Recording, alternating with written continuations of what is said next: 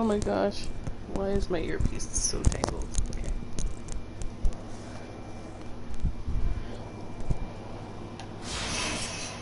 Hello, everybody.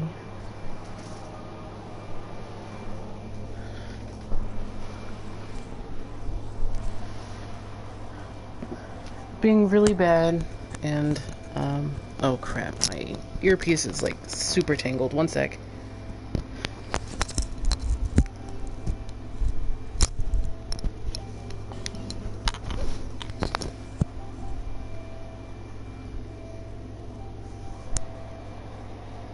Alright. Tangled earpieces notwithstanding. Sorry I haven't been able to, like, finish up and timestamp everything, but, I really wanted to play. So I haven't finished timestamping. Happy Canada Day if you're a Canadian. That was, last couple days. Tomorrow was, 4th of July. So, last time we beat up on most of the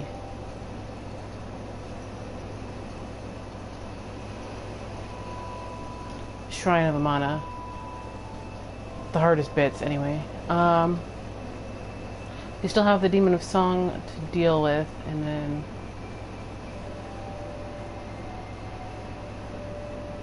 some other things.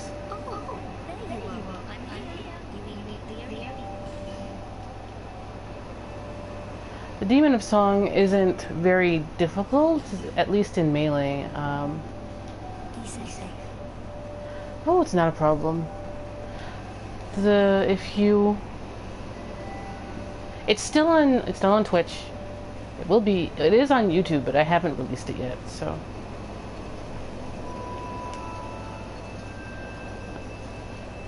There was a couple of very heroic Archdrake dudes who kept killing me a few times. Hey Dave, how's it going?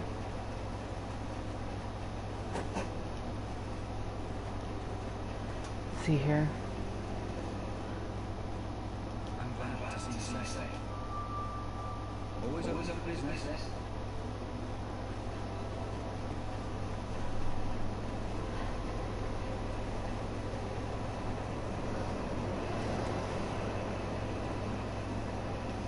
I need 12,000 to get that. Okay. So let's go attack. Let's go harass a big frog.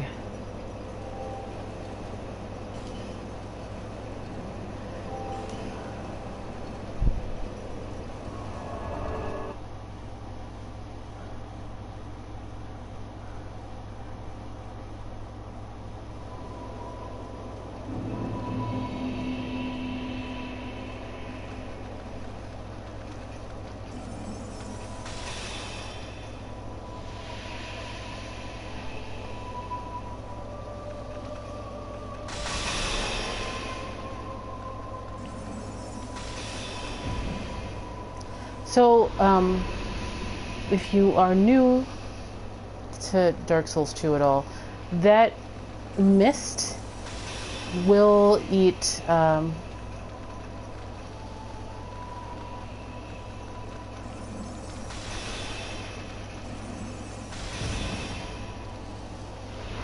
Hey,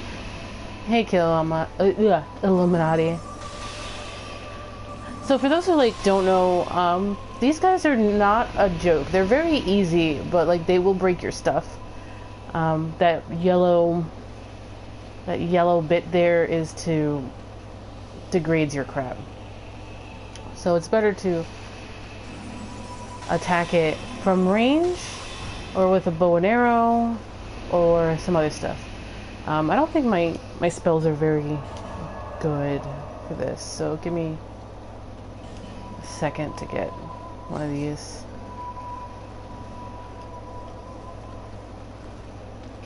Yeah, Armor Break just doesn't exist in DS3.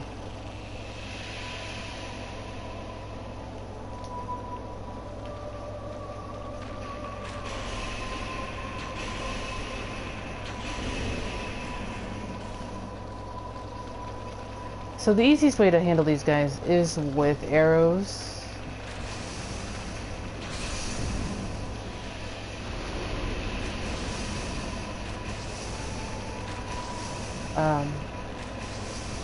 I just don't have enough arrows to deal with this. I do need to go sell a bunch of things to Gavlin.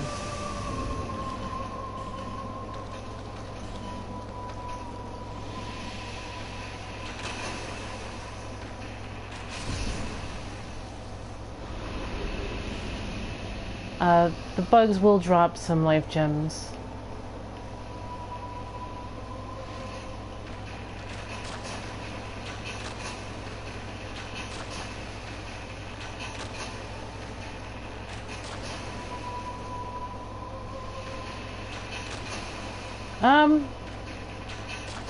I haven't really used this Antiosphere. Like, I have it, but like I don't really use it. Free aiming in this game is not the best.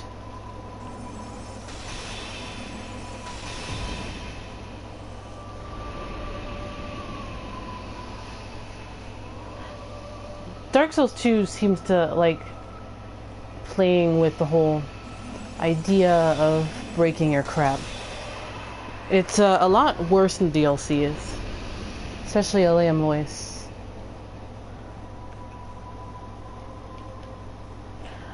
But yeah, this big guy is really just to keep you from running the rest of the way.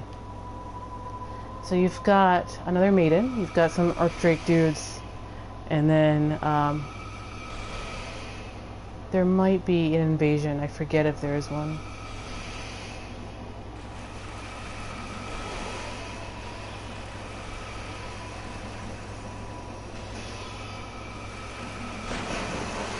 Yeah, there's definitely an invasion.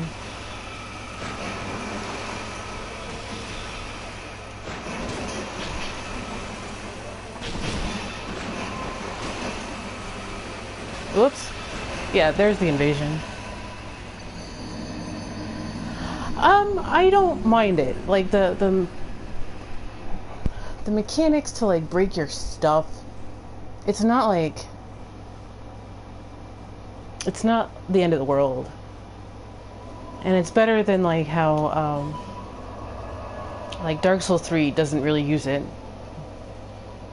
I need to go to Gavlan real quick and buy some things. I just need to remember where the heck it got bumped to. Doors of Pharros is here.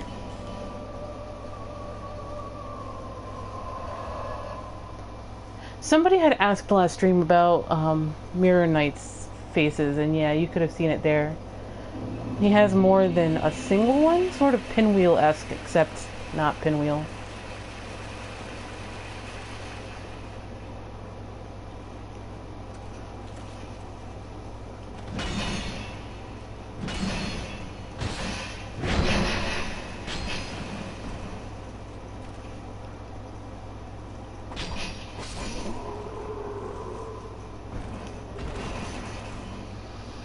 Be the Great Hammer. Sweet.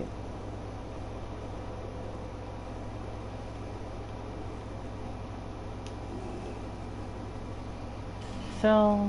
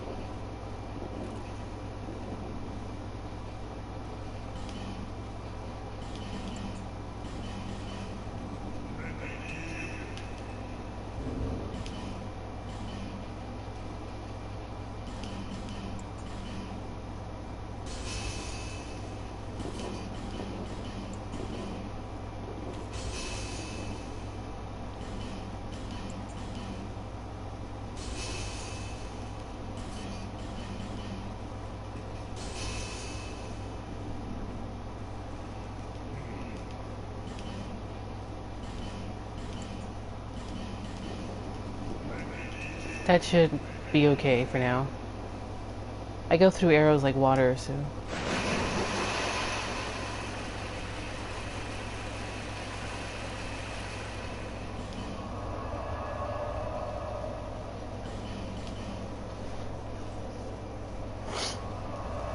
So, does anyone have any questions? Anything you guys wanted to talk about while I get to the Demon of Song?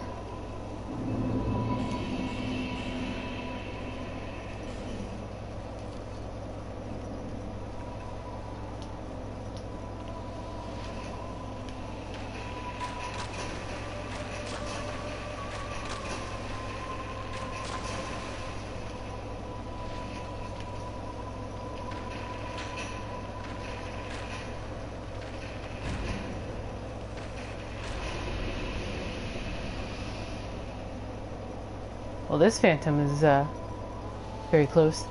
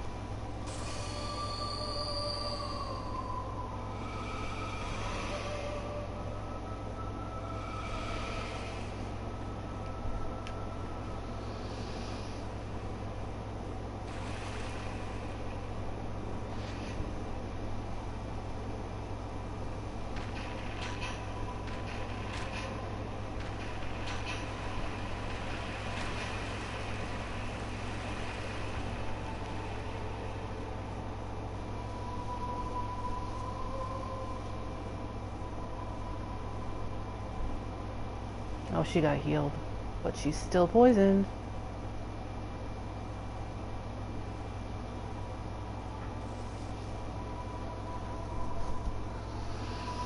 Hey, Loki.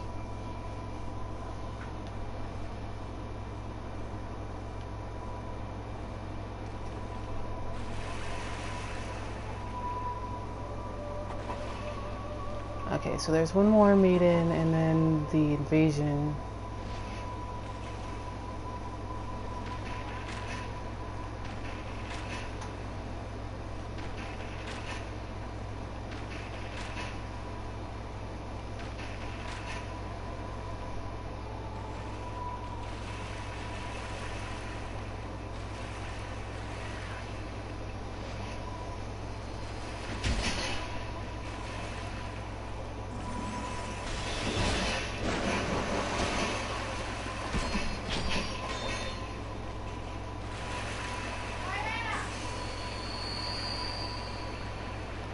She might be the only real demon in the game.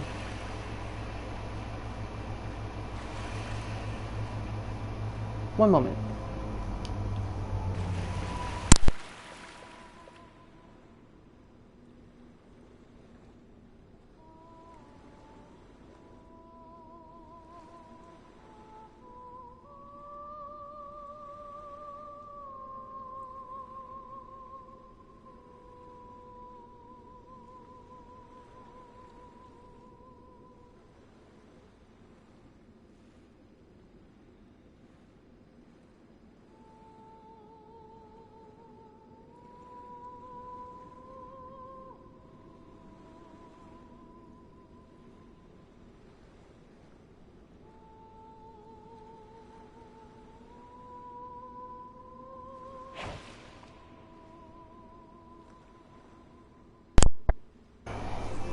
Okay, so demons.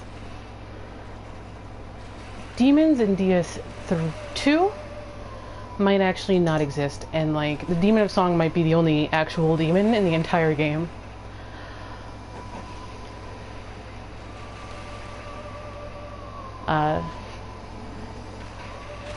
Smelter Demon is a golem, a monument to one guy's narcissism, and who else is called a demon, but it actually really isn't.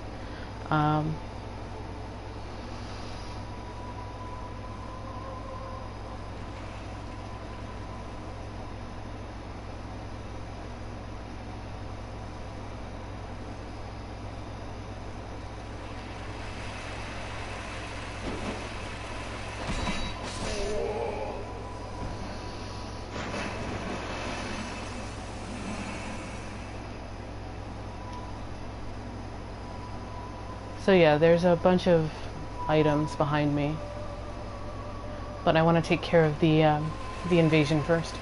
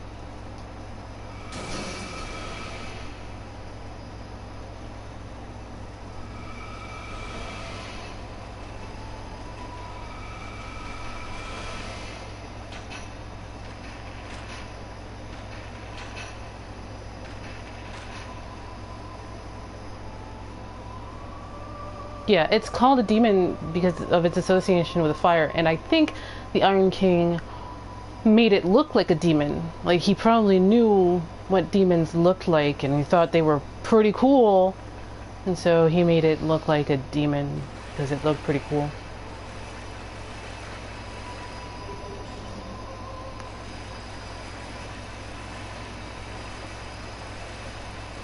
There is an invasion here. I'm gonna pop, oh wait, I don't have it anymore.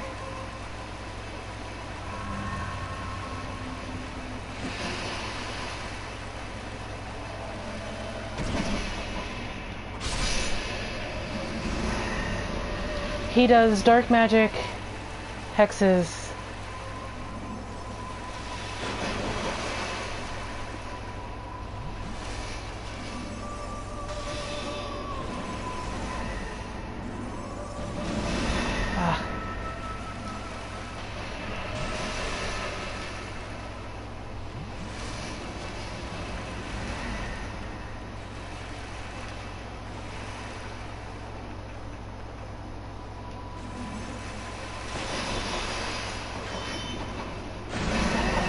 damn it.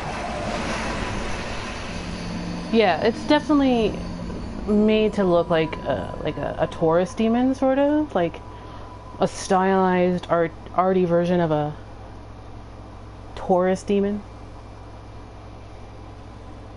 Hey, Loki. My dog is now asleep. He is pooped.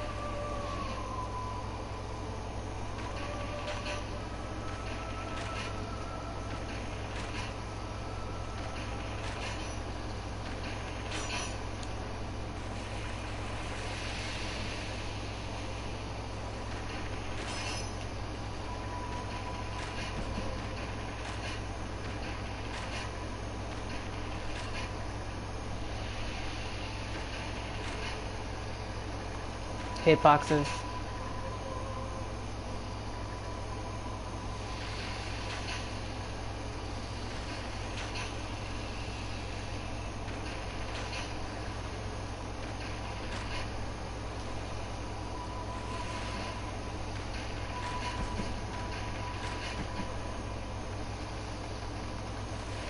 Look at this little guy. He thinks he can do it. He thinks he can do it.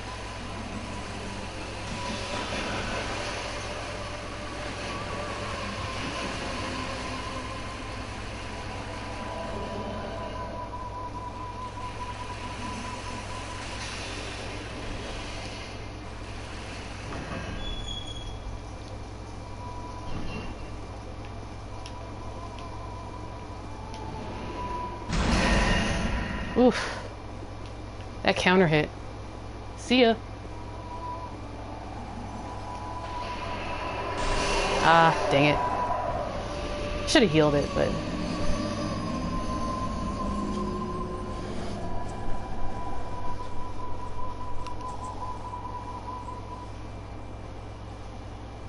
But you can hear the song get louder as you get closer.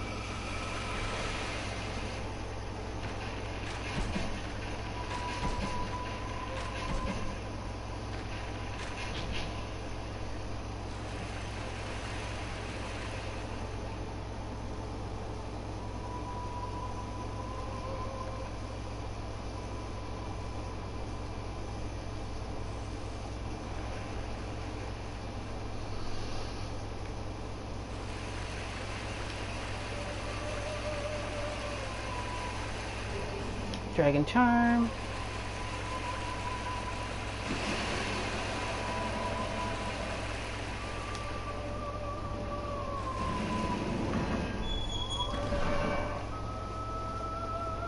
She's not an enemy.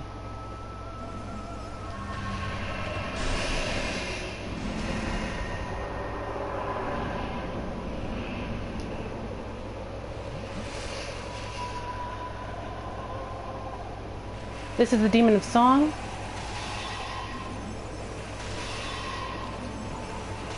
It's only vulnerable when it has its hoodie down. I mean, hoodie up.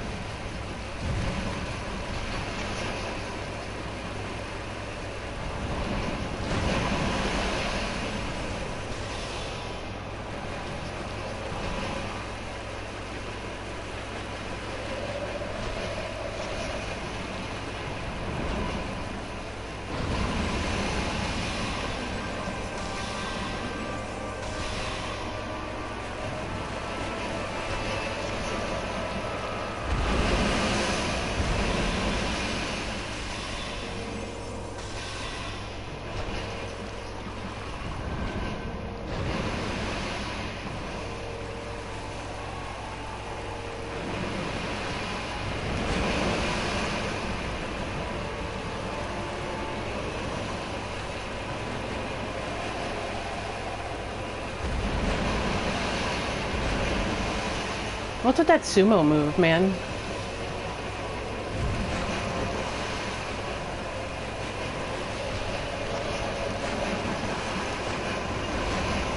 That's a command grab.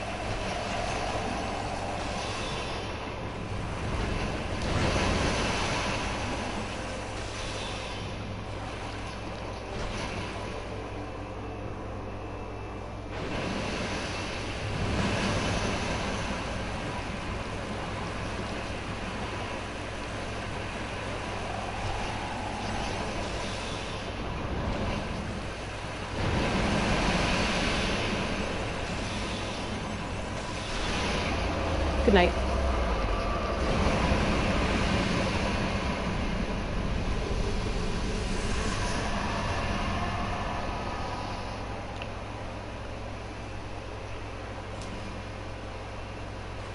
It's not a hard boss.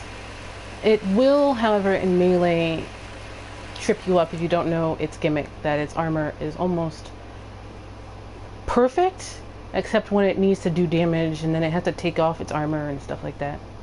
So what you gotta do here is you gotta talk to her, and she'll peace out. That's a Malfinito.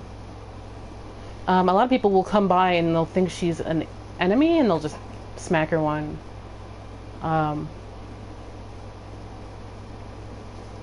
But that's bad.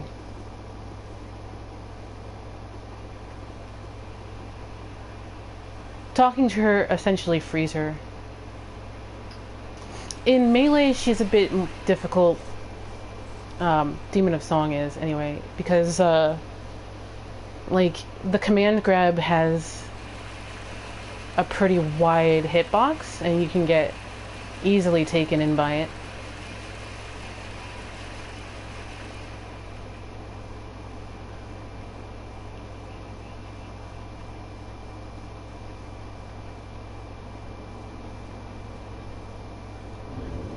By the way, we picked up something important, the key to the embedded, which is technically a keyblade, basically. Let me show you guys the model, because it is actually a weapon.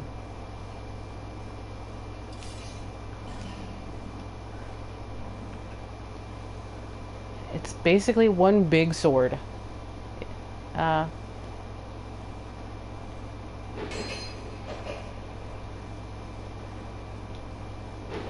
It's basically got the Claymore moveset.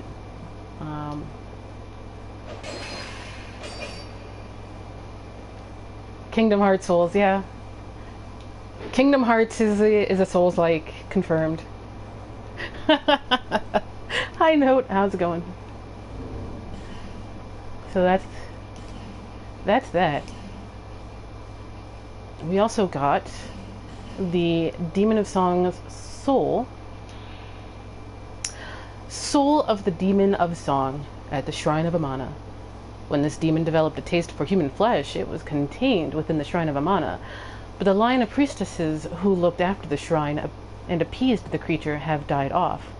Use the special soul of this demon to acquire numerous souls or to create something of great worth. It's always nice to see you. So yeah, what we learned there is the priestesses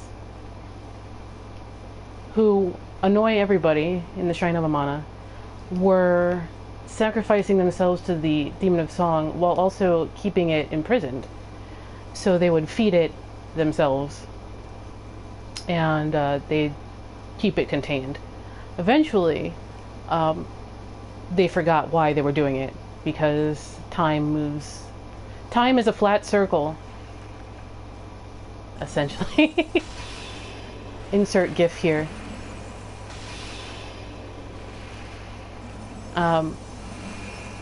And so they kind of forgot what they were doing.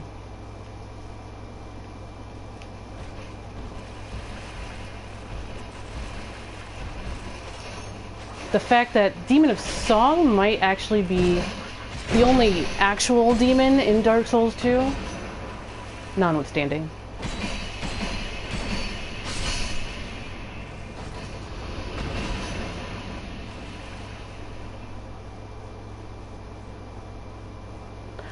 It's interesting that the prison is right in front, the prison for a demon is right in front of the crypt.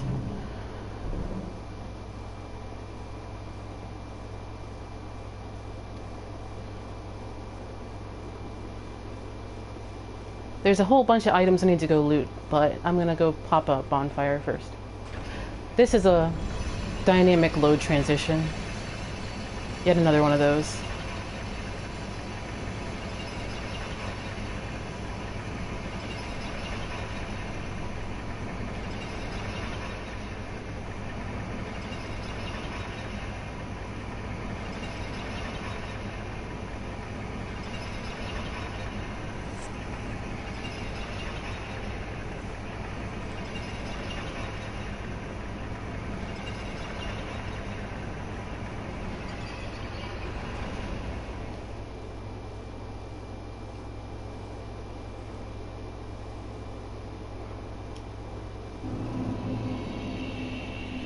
bonfire used to be down around here.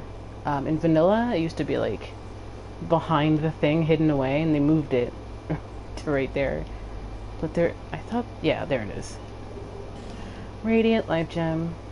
Alright, guys, this is probably the more important dialogues you're gonna get in the second half, so I'll be quiet.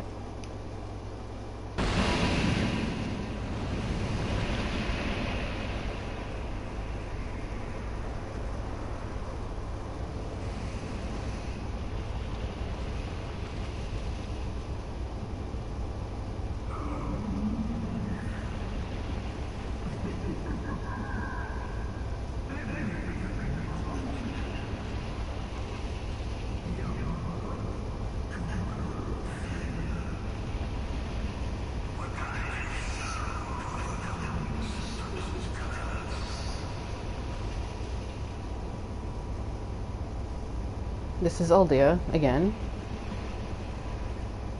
He's quite a bit bigger than he was last time, because there's a lot more room. But he is connected to the First Flame, and probably, like, uses it as a big telephone network.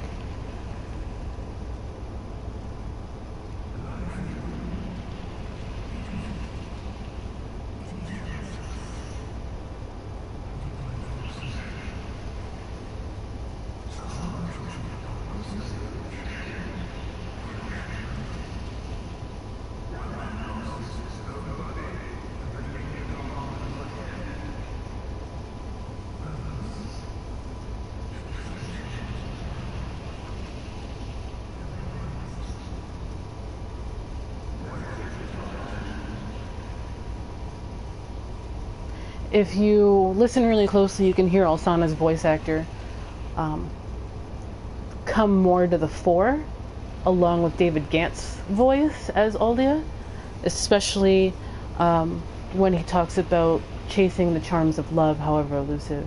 There is a story I kind of skipped because I didn't have enough souls for the ring, but there's Tark, who is a scorpion, and his wife is Scorpioness Najka. And they were created. It implies Aldia created them. And they're man and wife, and all of a sudden Najka kind of goes nuts and starts trying to kill her husband, and Tark enlists your help to put her away, and he's very crestfallen about it.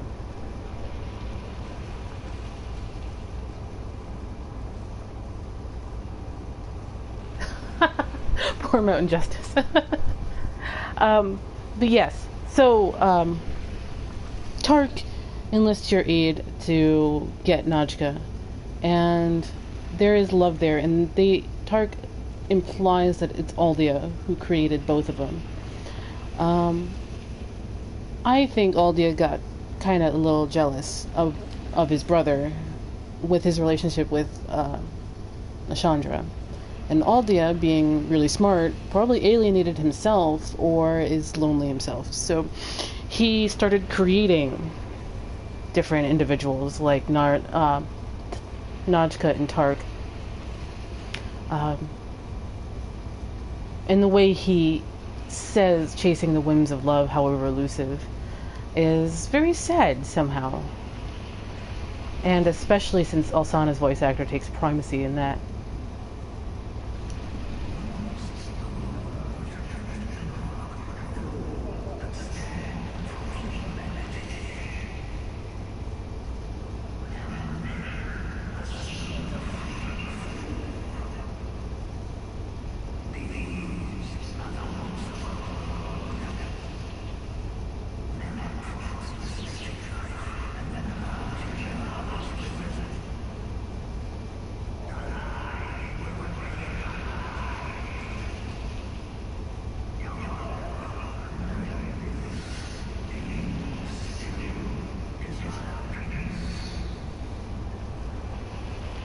So that's the Macbeth reference.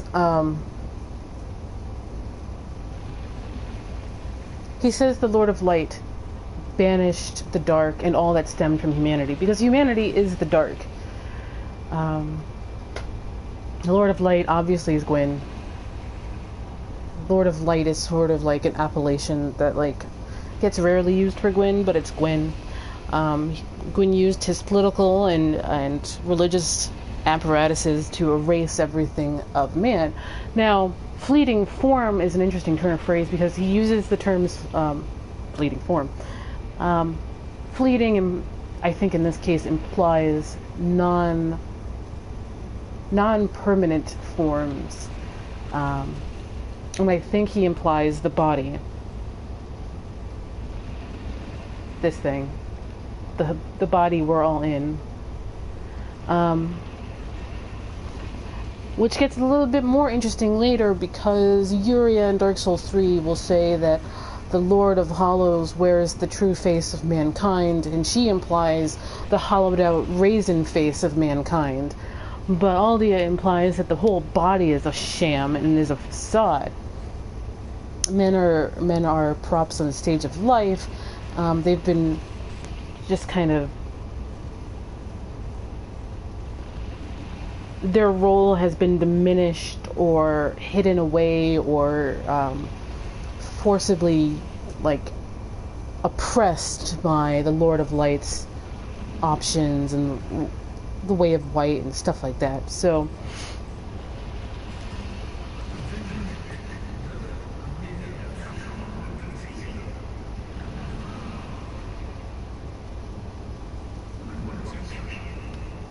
he asks you, do you still desire peace? And I think he means the peace that comes with the dark. That's why the answer is supposed to be yes. But again, is peace enforced by the dark actually peace or just ennui?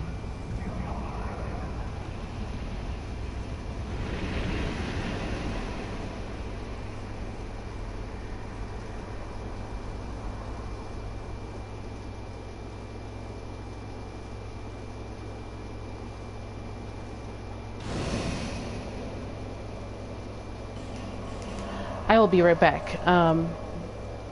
If you want to commiserate real quick, I'll be a minute or two.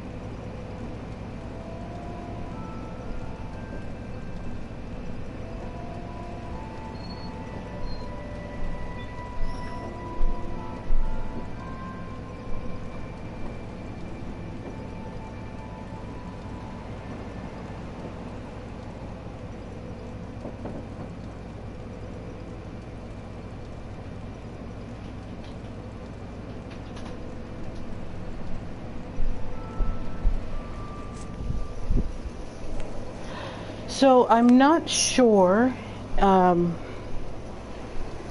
if you guys get it when I mean the Macbeth reference. So let me I'll just quote the soliloquy, tomorrow and tomorrow and tomorrow. Macbeth, Act 5, Scene 5, line 1728. In reference to Lady Macbeth, because she's like, they told Lord Macbeth that she had just died. She should have died hereafter. There would have been a time for such a word. Tomorrow, and tomorrow, and tomorrow, creeps in this petty pace from day to day, to the last syllable of recorded time, and all our yesterdays have lighted fools the way to dusty death. Out, out, brief candle. Life is but a walking shadow, a poor player that struts and frets his hour upon the stage, and then is heard no more. It is a tale told by an idiot, full of sound and fury, signifying nothing.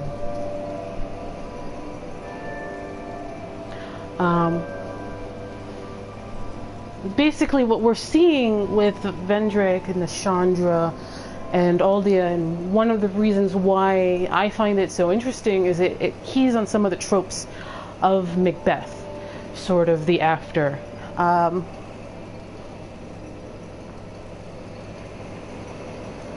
It's not directly a one-to-one, considering Macbeth is split into the brothers Vendrick and Aldia, but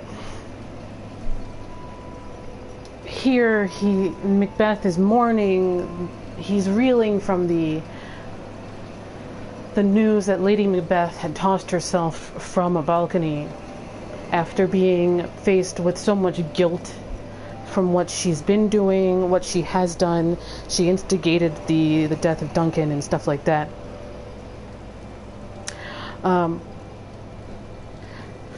Driven hollow with guilt, she tosses herself.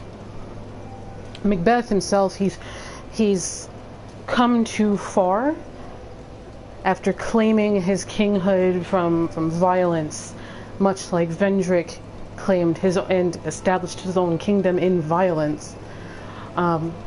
He's come too far to stop, and he can't stop. But he's come to the same sort of realizations that Aldia has. Life is a lie. It comes and it goes so quickly.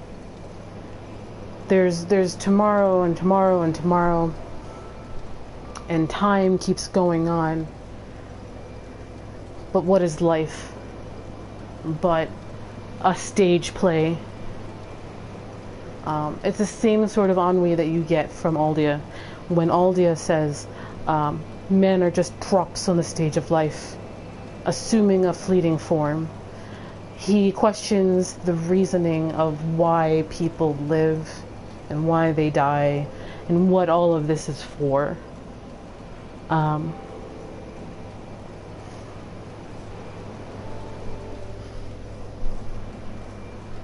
And he knows, and especially considering how much Aldia has found out, probably because he is linked to the fire in a way that isn't linking himself to the soul of Cinder, because he's not a Lord of Cinder. But he has found out some truths that aren't very comfortable. Men have assumed a fleeting form.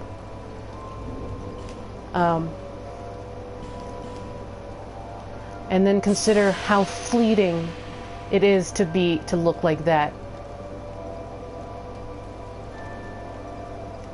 It's fleeting in that it is transitory. It doesn't last very long. It comes and it goes as quickly as a breeze.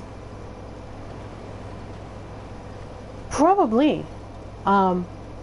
Aldia isn't a Lord of Cinder, but he is connected to the fires. That's how he pops out. That's how he's able to pop out of bonfires, because each of the bonfires are linked to the first flame.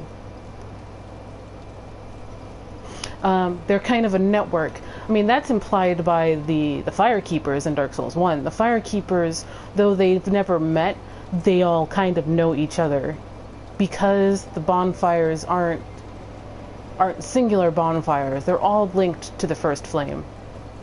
And Aldia, through his experimentation, through his obsessions, he found his way into the first flame somehow, outside of time, outside of the age, and he's kind of been keeping it up.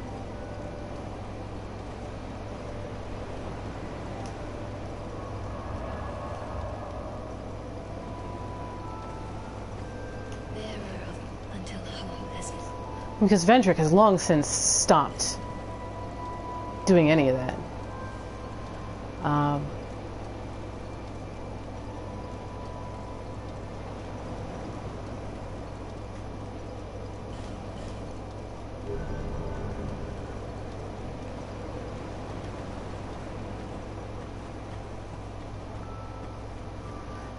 but Aldia himself, he's a man of his deceptions.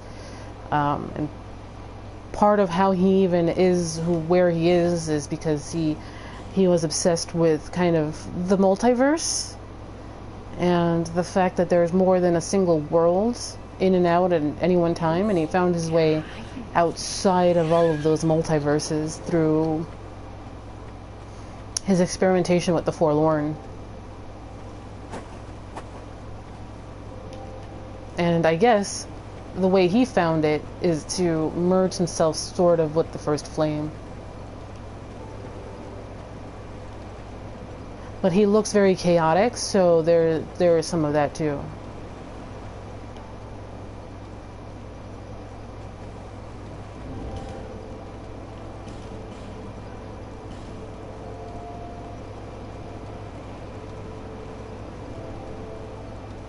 But assumed a fleeting form. And one has to wonder if the whole body is a fleeting form, and the truth of a human is their humanity sprite. I mean, hell, the Ring City basically asks us to show our humanity to lower a ladder. The body as we know it is probably not the true form of humanity. Yuria is probably wrong in saying that the true face of humanity is the raisin face. She's probably wrong too. The true face of humanity is the humanity sprite.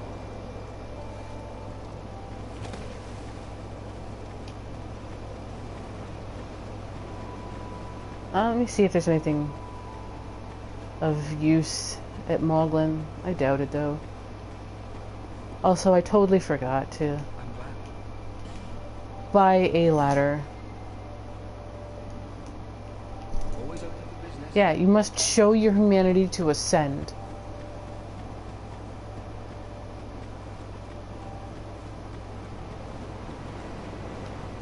You must show your true face to be enlightened, or accept your true face anyway.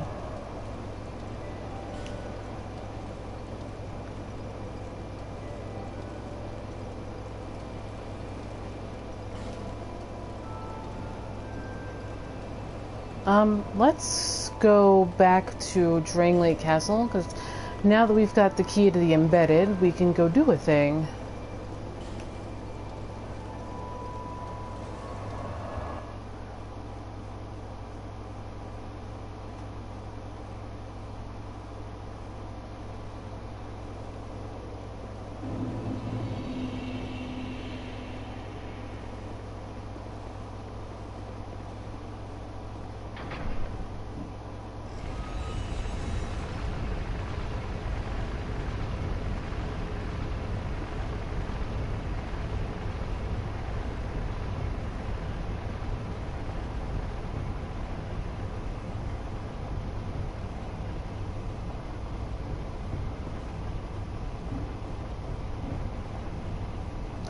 And remember, like, the Shades of Macbeth are very, very much part of Dark Souls 2. Yeah, I think he was trying to do mirrors as portals to other universes. I mean, I don't know if you've heard of the old myth that your reflection is from a different actual universe, and when you turn away, your reflection tries to kill you or something. There's a horror movie based on that too.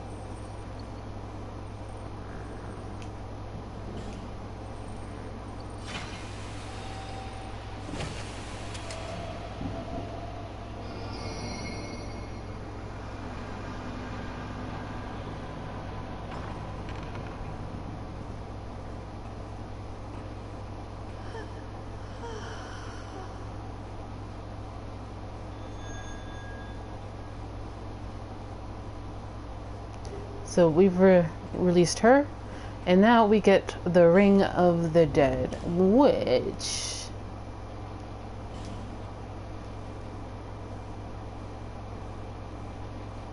is is over here. You keep your human appearance even when hollow. They say that in the Undead Crypt, we can reacquaint ourselves with the dead. We all suffer loss, and none of us can escape death. Then, what is the fascination with reclaiming that which has already passed into the beyond? The fleeting form, once again.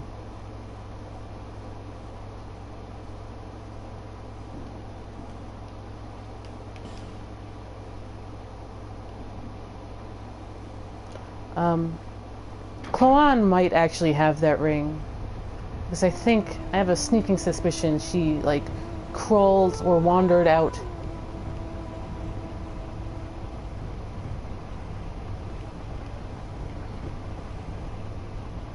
I think, I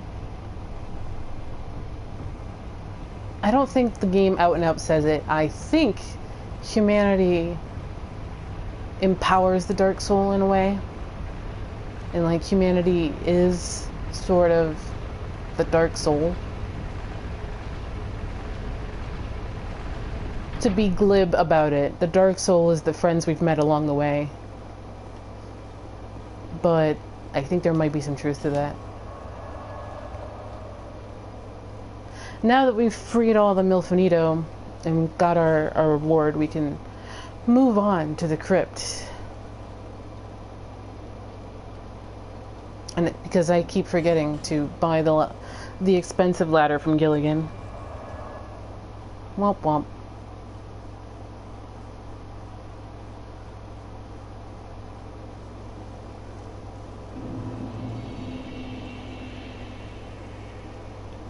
Do I want to go looting? I don't know. Maybe I want to loot. Yeah.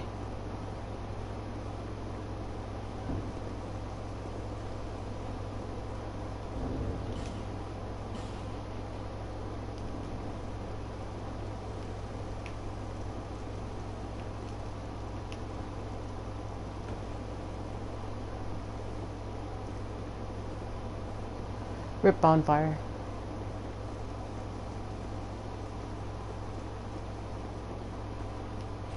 So, a couple of cyanites.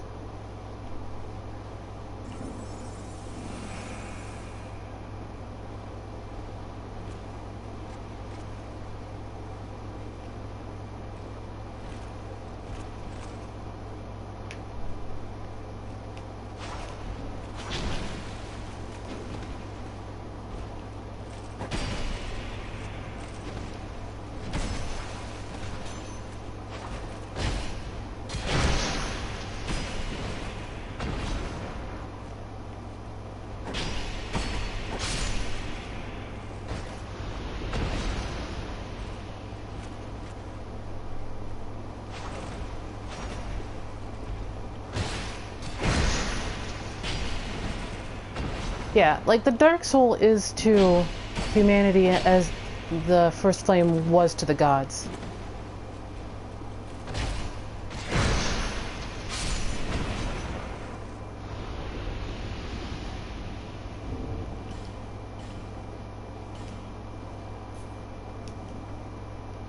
Wait, I just popped the wrong one.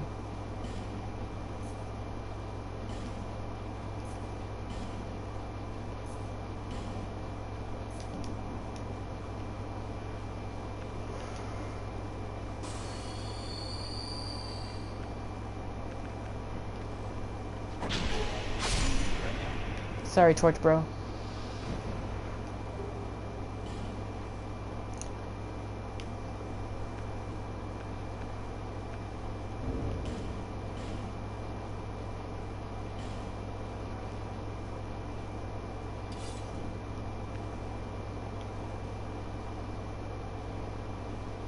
Fun times.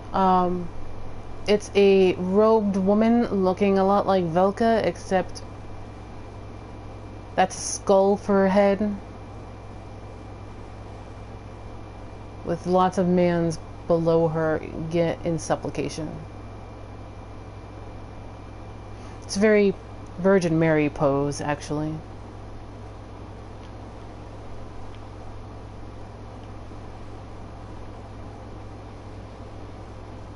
but the head is dead. Same on this side. Those are shields. And it's held by like one guy.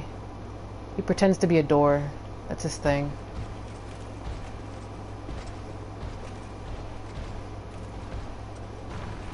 Nito is as close to the god of death as you can get in Dark Souls. And he's basically called the god of death in Dark Souls 2, with regards to like Agdayne stuff.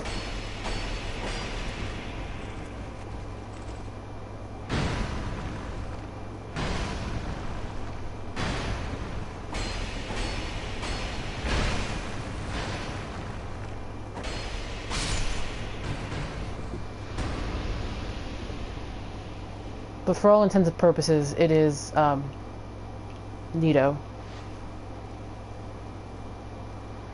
Shield boys are pretty cool. I like the shield boys, and I wish I got their shields, because if I remember right, the shields have some neat lore.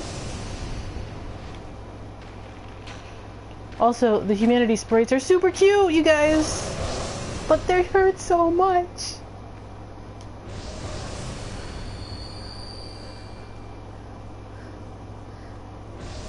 I don't know, it's so weird of me to think that the humanity sprites are cute, but they remind me of those sprites in Spirited Away.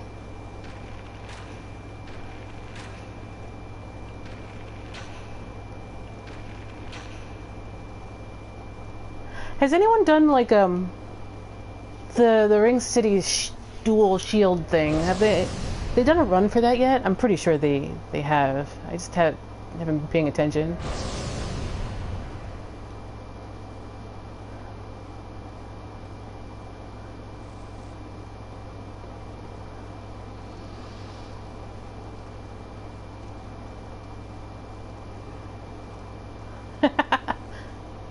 Clumping around. Hey, if I had two really huge shields, I'd be the same way.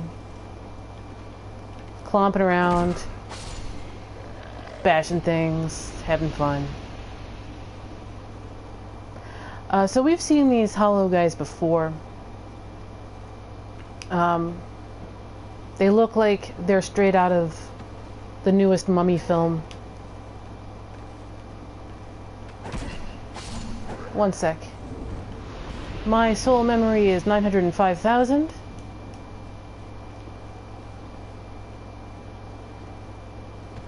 This is an NPC, I'm pretty sure. Yeah, that's Devotee Scarlet. She's actually really cool. But yeah, these hollow guys are in a few specific locations beforehand. They are in Harvest Valley. They are in Brightstone Seldora as the Congregation. They look like they are from the last Mummy film. But their home is the Undead Crypt. Another reason why I think Cloan came out with these guys into Harvest Valley and like just doesn't remember. She's just been dead for a while.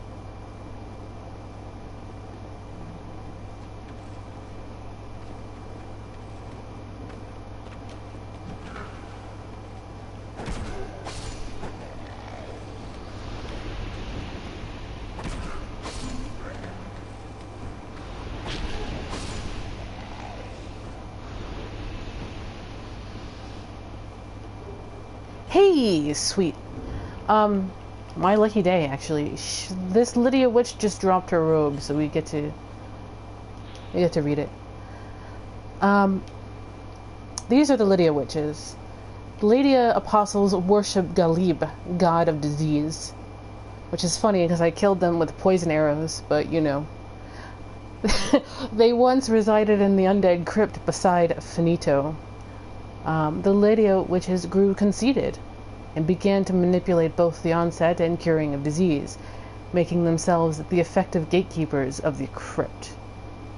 So they worshipped Galib because basically disease and death go hand in hand, but with their powers they kind of thought of themselves as God. And since it's a It's a neat robe, we'll wear it. So you can definitely see they have writing going straight down in Dark Souls Ease.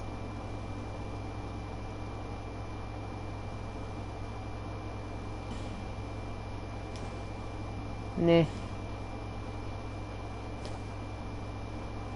Meh.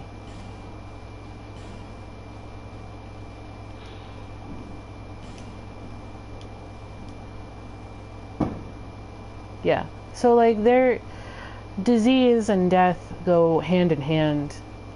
But, like, with their abilities, they started basically playing God. I did not get this in, like, 4 runs of my platinum character, so I'm gonna wear it for a while. It looks pretty cool, actually, like this.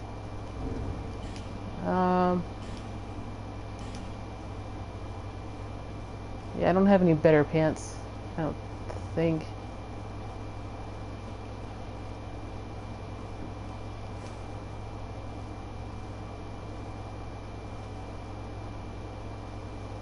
Eh.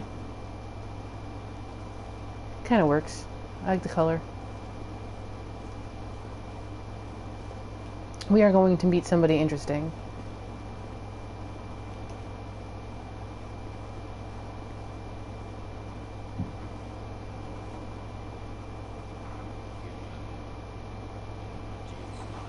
He's serious about that too. If Torchbro follows you over here, every one of these enemies will light up.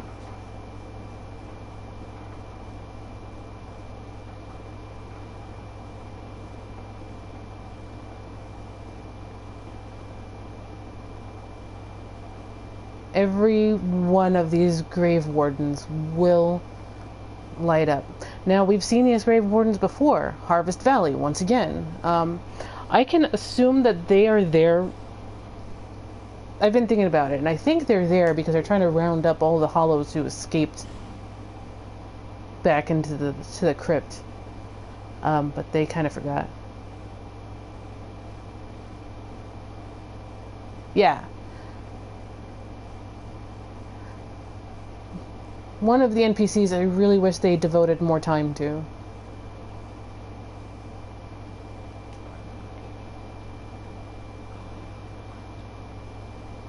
He looks a bit Erythilian.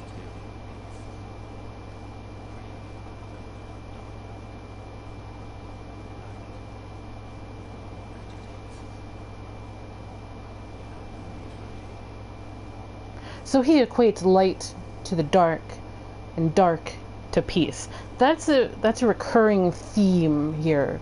The dark is peace. The dark is tranquility.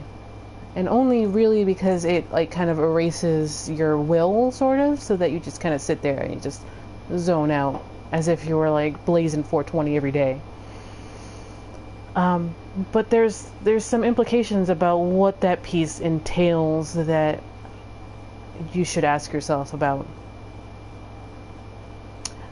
Death is equated to dark and is equated to peace, and death of your will, of your willingness to fight, is part of that. Yeah. Definitely kill Illuminati.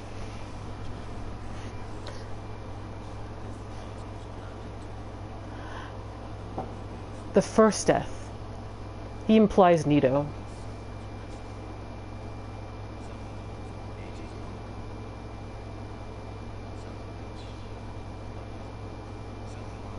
Some wise, some dull, but now they're just dead.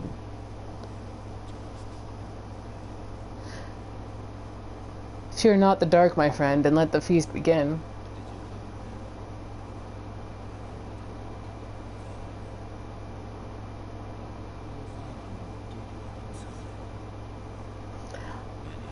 On a second look, he looks a lot like like Half-Light. I'm like not saying he is, but like I think they took a lot of cues from his design for Half-Light.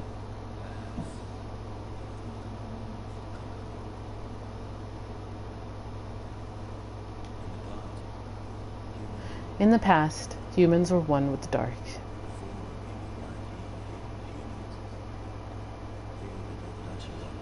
No, No. Nashandra tells you to go seek Vendrick.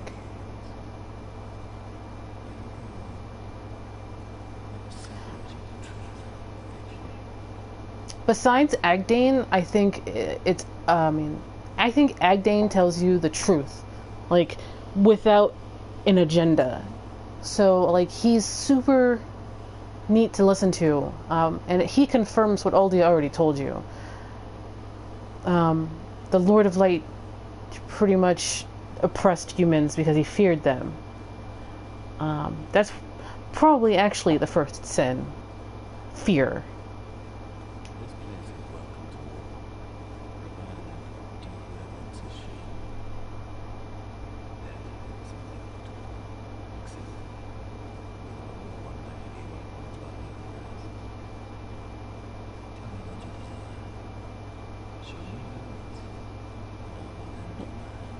He can be summoned in the next boss fight.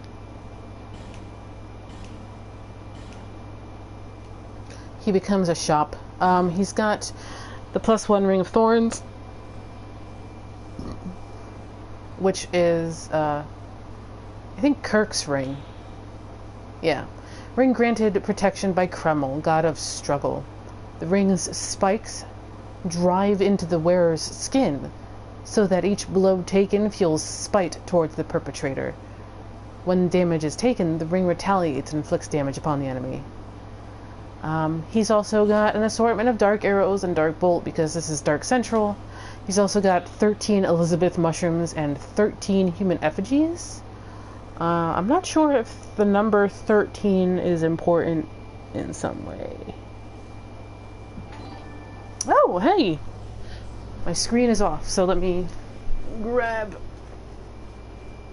who that was.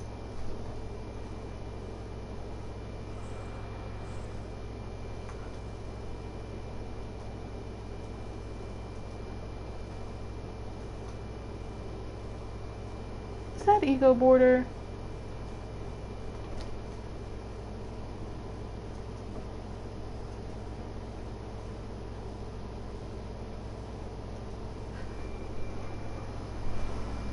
Well, whoever that was, thank you. My screen decided to shut off, so I missed the name. He's also got a couple of really cool things. He's got Soul Spear, which I really need to buy.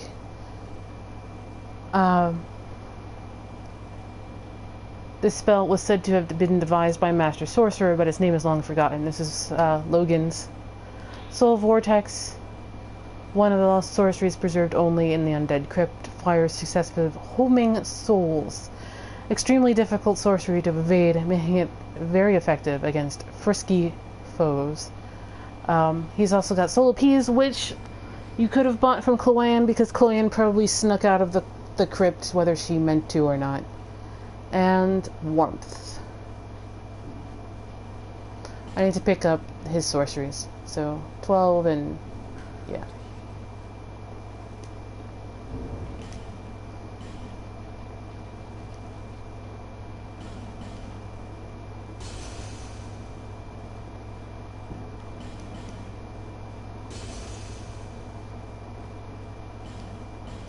He definitely doesn't see himself as human by the by. Because he's probably not, but we will be buying that.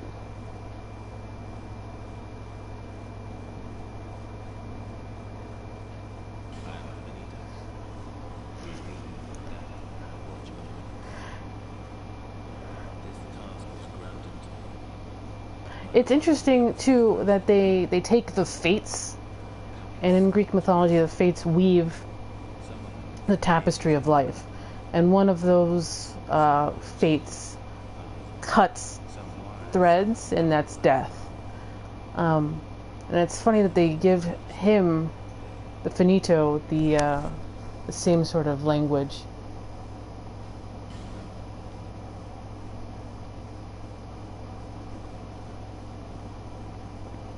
But yeah, it's like...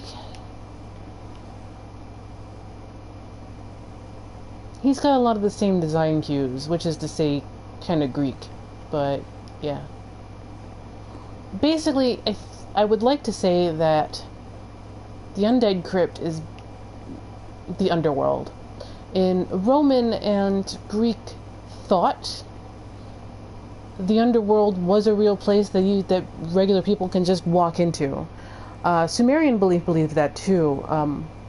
The Sumerian goddess of love and sex, Amana, has a really long story of her just walking into the underworld and passing through 7 gates.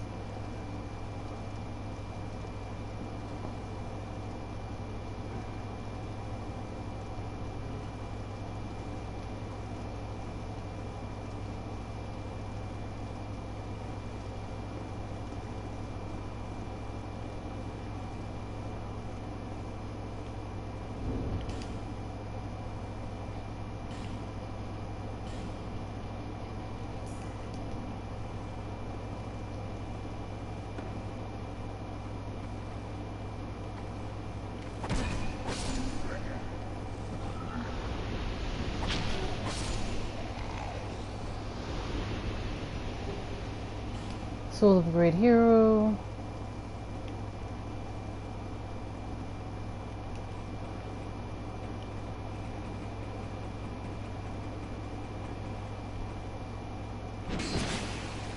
You nerd.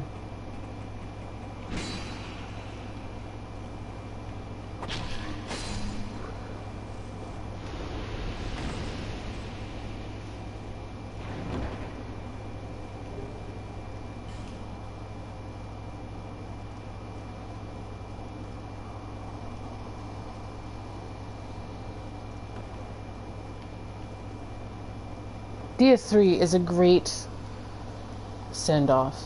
If you light these, you get invaded. It makes the whole rest of the area harder. Because like Agdayne tells you, we don't need light here. Light makes things worse. He does warn you.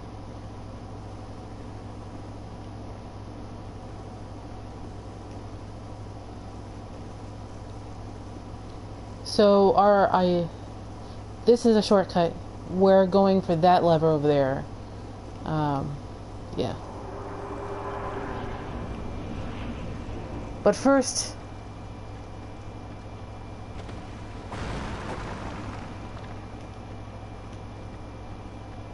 bonfire.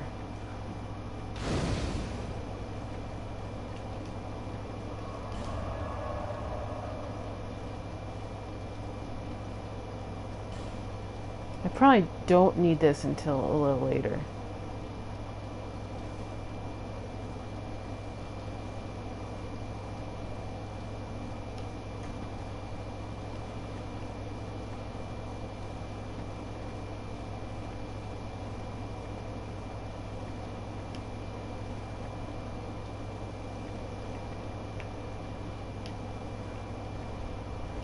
Yeah, like PS3, for as well as the PS3 did, they're really hitting up against some pretty rough memory constraints.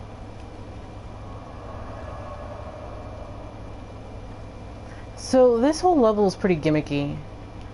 You see these bell things? If you hit them, you get wrecked.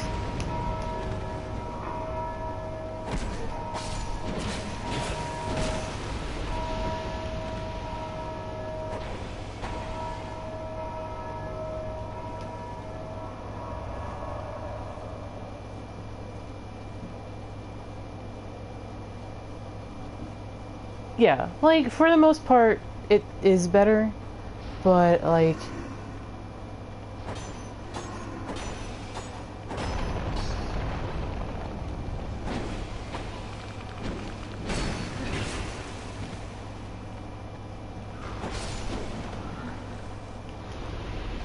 there's a few locations where it isn't nearly as good.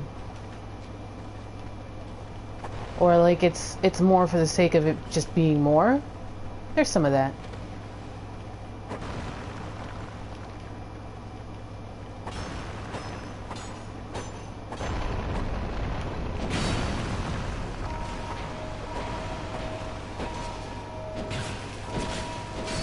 Ah, dang it.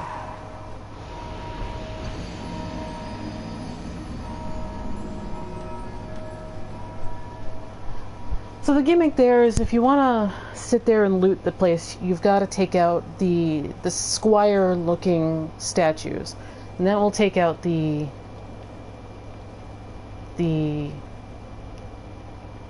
sorcerer dudes.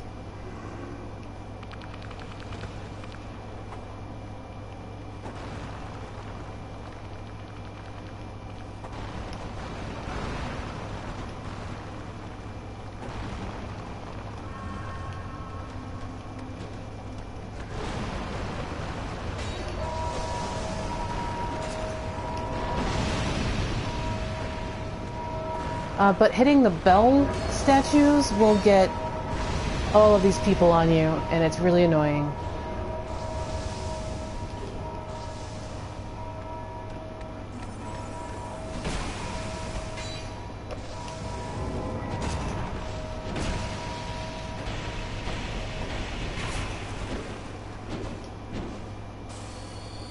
In this room, you will get invaded if you did not kill Leydia.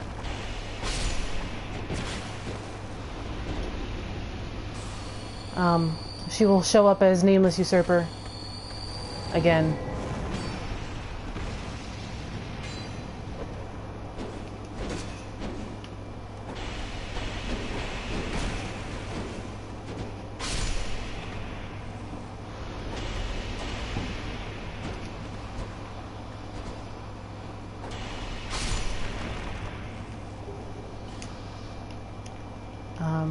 Yeah. Hey, magic shield, sweet.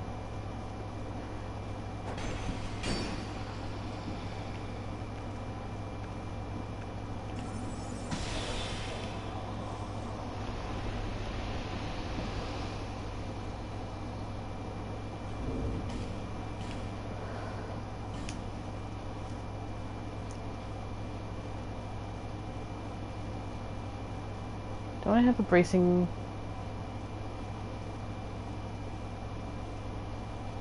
Mer.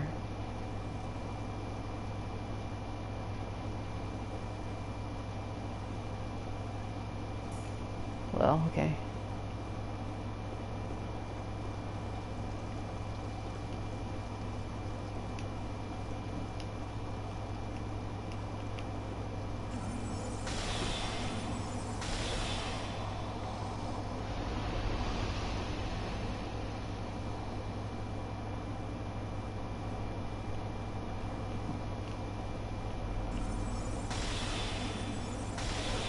These guys are jerks, but they get wrecked by magic, so who cares?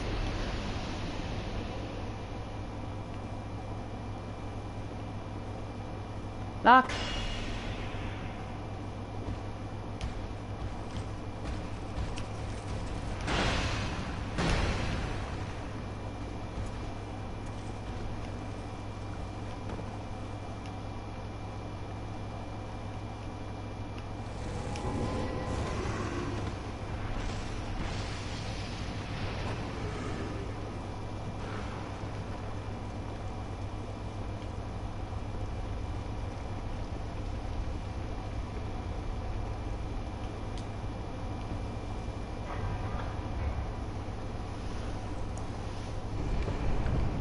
It's a pretty gimmicky area, but it's actually not that bad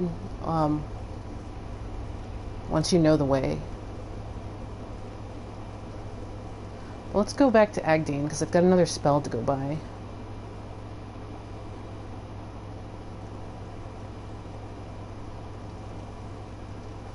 That's Dark Souls 3, Dave. There's a shield like that in Dark Souls 3, but it's made of wood.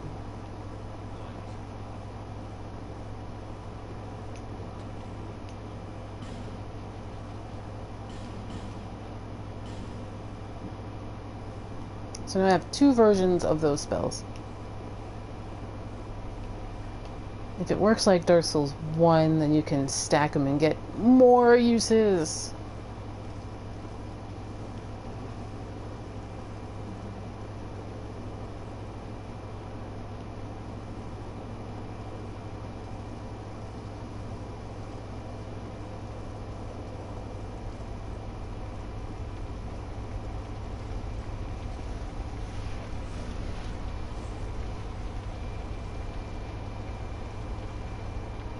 So this is the place we just left.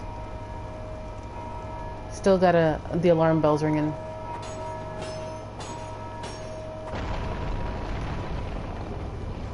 The Mace of the Insolent.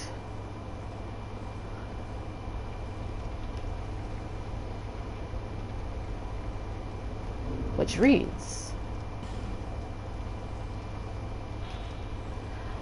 the Mace of formerly high-ranking clerics. It is combined with a sacred chime and can cast miracles and hexes with strong attack. The clerics held venerated positions once, but now their souls wander aimlessly in the depths of a murky darkness.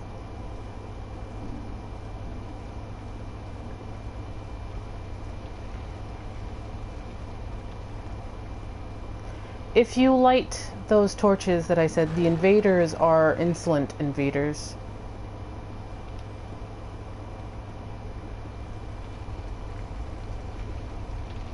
Like if you don't light the torches, you will have no idea.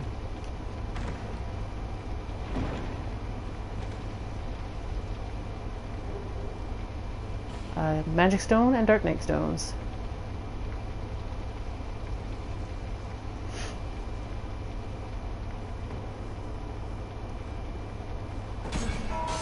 Ah, come on, really?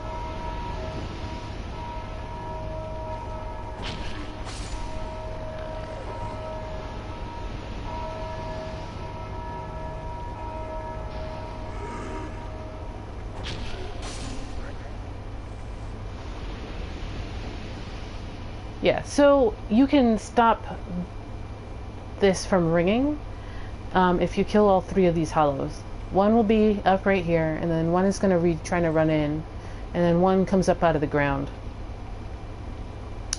And then stuff happens, but he rang the bell. Rip me. In Scholar, there is another Dragon Rider all the way down there. He's a single spawn. And 2 Scion Knights. The Scion Knights are not single spawn. Michaela! Been a time. Nice to see you.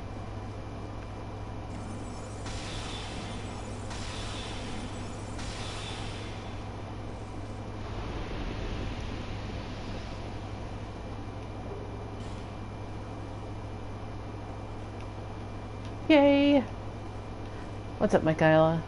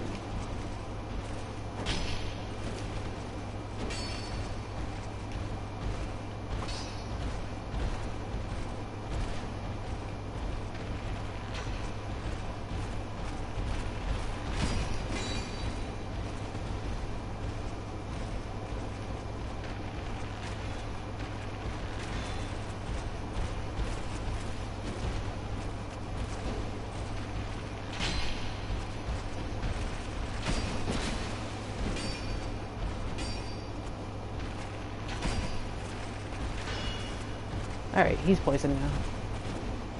Just time to wait.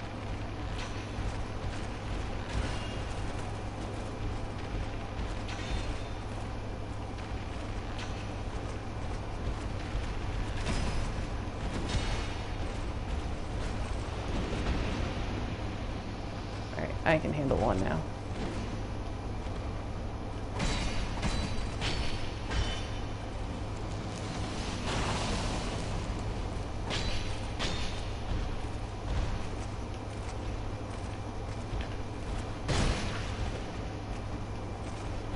So, Mikhail, what do you think of Dark Souls 2 so far, especially in the second half? With what we learned from, like, Aldia and stuff like that.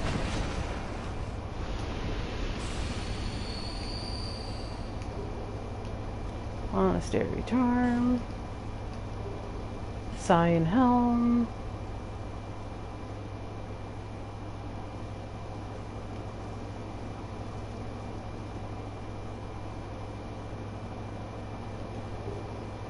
And Leydia Gauntlets. Kind of like the gauntlets I've got.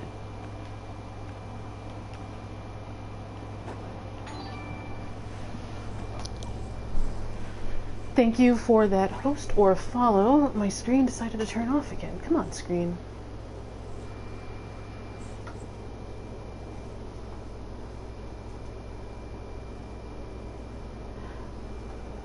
Unisilic and Bloodwave, thank you for those follows.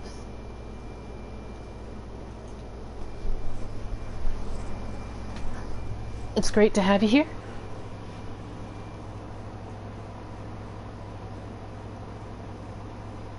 Alright, I'm going to see if I can't poison him in like 4. Maybe not. No! Yeah, 4 is fine.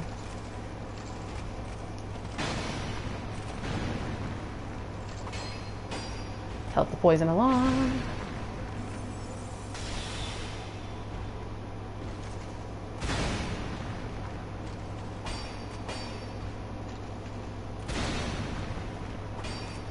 This guy is basically a mid-boss.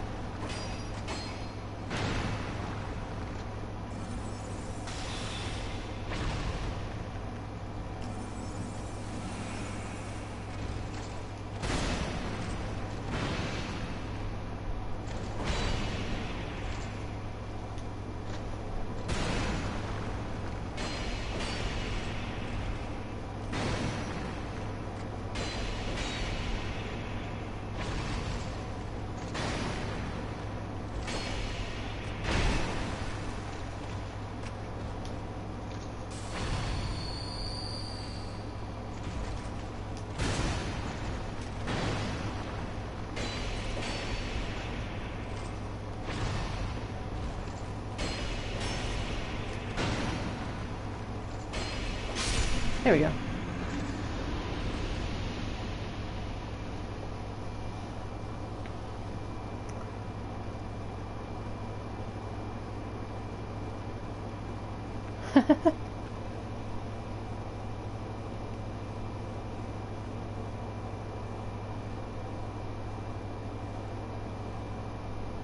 NG, just makes them harder here. Like, NG adds Black Phantoms, like a lot of Black Phantoms all over the place.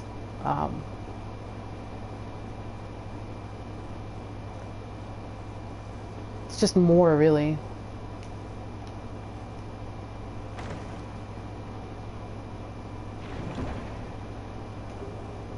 Poison throwing knives.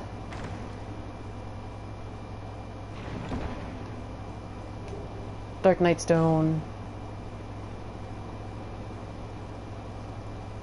Yeah, certain items are exclusive to New Game Plus. Some treasure chests get turned into mimics. You've got Black Phantoms. Certain souls are exclusive to New Game Plus. And a fragrant branchior. You've got basically the real Dark Souls 2 experience is New Game Plus. Yeah, actually what's funny is the first chest you come across going towards the Forest of Fallen Giants, the first time you go by it, it's a normal chest, right? And you're like, why are there all of these bloodstains all over this stupid chest? And then you go to the second chest, and it's a normal chest, right? And you're like, why are there all of these bloodstains all over this stupid chest? And then you go to the third chest, and it's a normal chest, right? And you're like, why are there all of these bloodstains all over this stupid chest? If you get to New Game Plus, you'll find out why it becomes a mimic. It is a mimic. Alright, I'm gonna pop magic weapon and sit on that.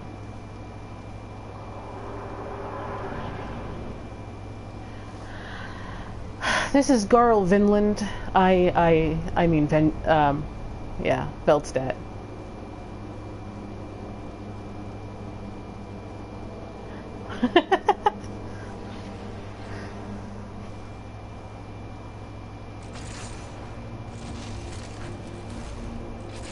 Oh, really?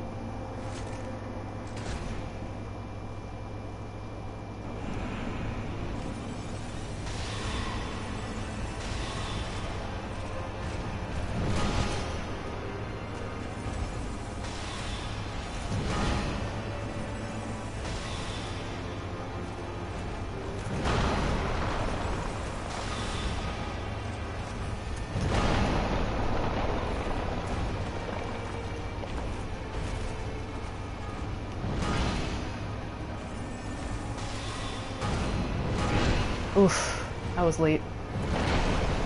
Yeah, I'm dead now.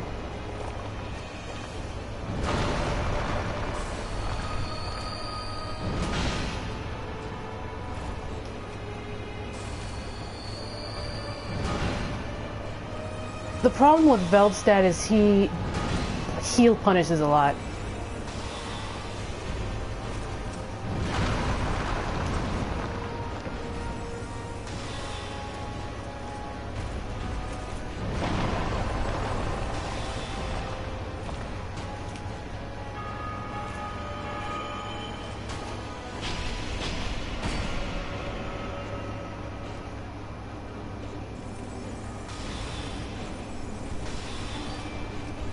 Hey, Logi.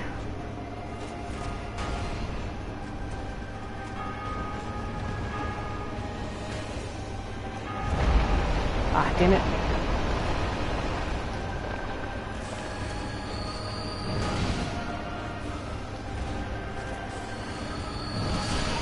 He got me. Yeah, he's a fun melee fight.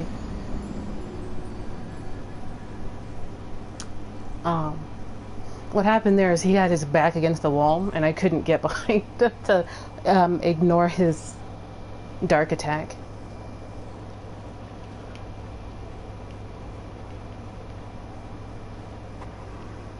I want the item. Gimme. Alright. FGs.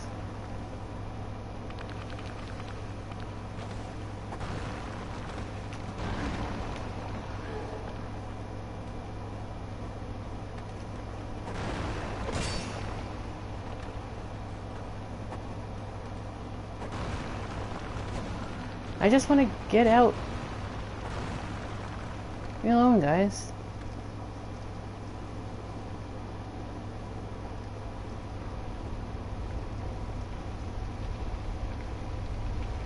Yeah, like, I never got into the habit of using shields. And I blame Bloodborne more for that. Like, I got used to the language.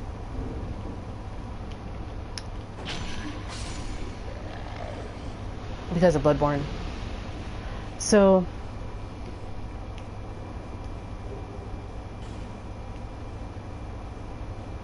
like I just either two-hand or whatever.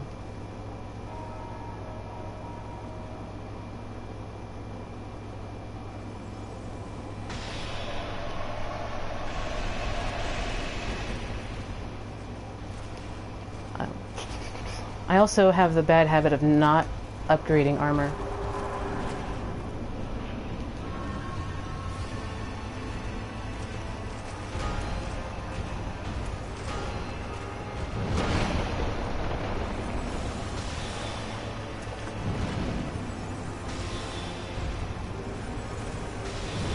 Ah, dang it. Ran out of time. Yeah.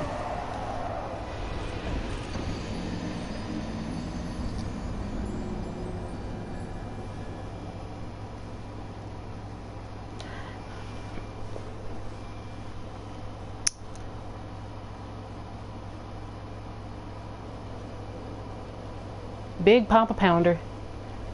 Except I think, what's his face? Garl Vinland would win in a fight.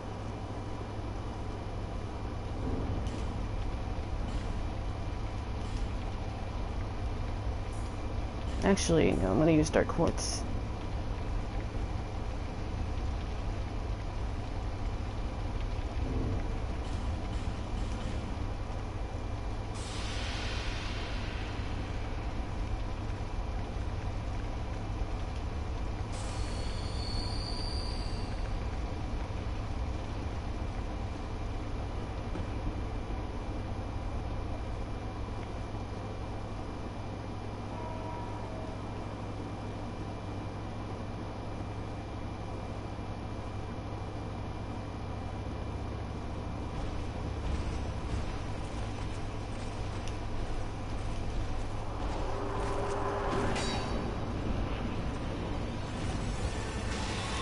What happened last time is I went for that third spell, and I did not have time for that third spell.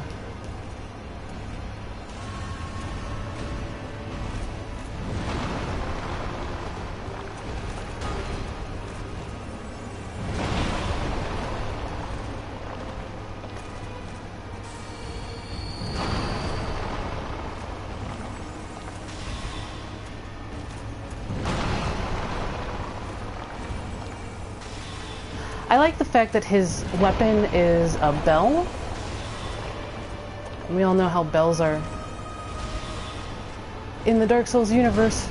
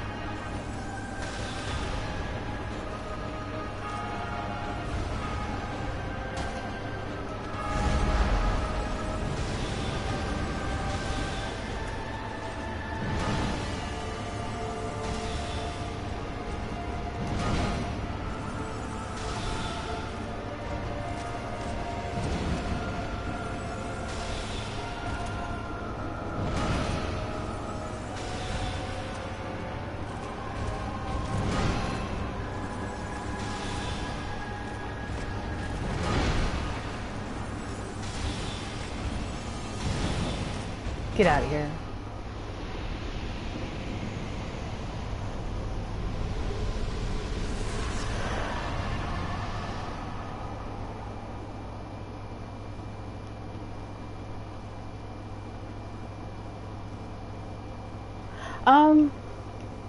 I think, because the first half of the game is where I think a lot of people, the greed works. The greed is a greed when it works. I was wondering if anybody saw that. But like, okay, so DS2 was scrapped halfway through, and I think this is all back to where, like, what I call sequelitis is pressured real hard when they have to come up with a sequel to something that's wildly successful. And I don't think FromSoft was really ready for the blow up Dark Souls 1 had. So they needed to make a sequel. And so they had sequelitis. The first half of the game, run by Shibuya, Tomohiro Shibuya, I think. I could be getting his name wrong, but like, he took the format of Dark Souls 1 and some Dark Souls 1 and some Kingsfield 4, and he tried to put everything into it, and this is really, it shows a lot with the NPCs, I think. Like, there's so many NPCs in the first half of the game that they all compete for screen time, as it were.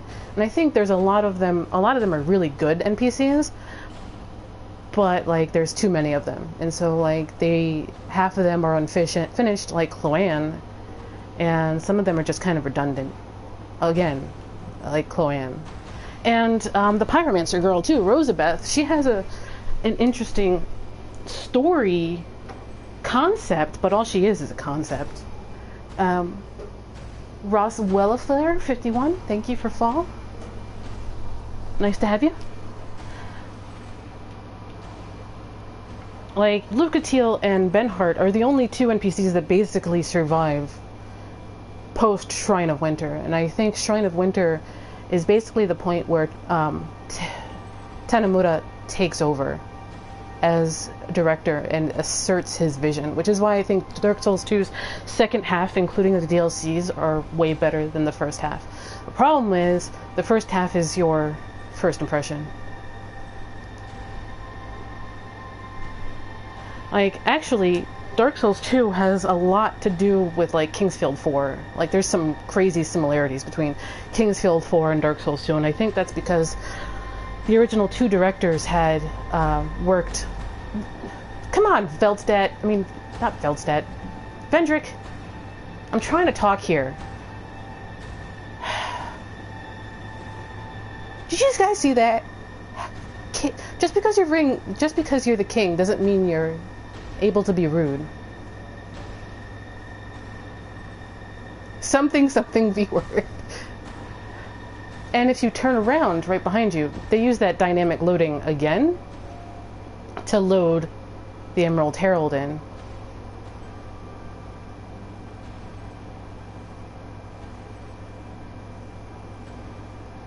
Vendrick's trying to find a hamburger. There's no Shake Shack in the Undead Crypt. He's really upset.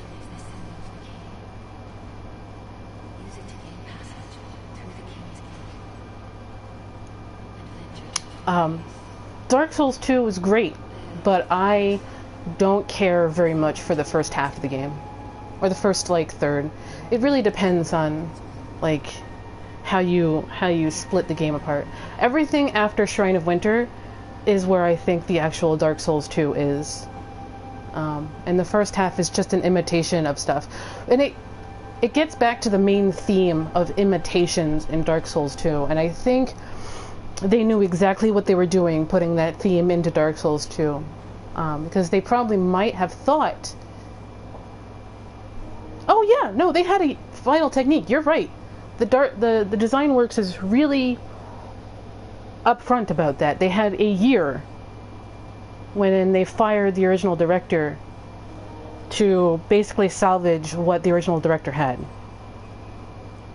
And I think Tenemuda added this theme of imitations that he sprinkles through the first half of the game on purpose.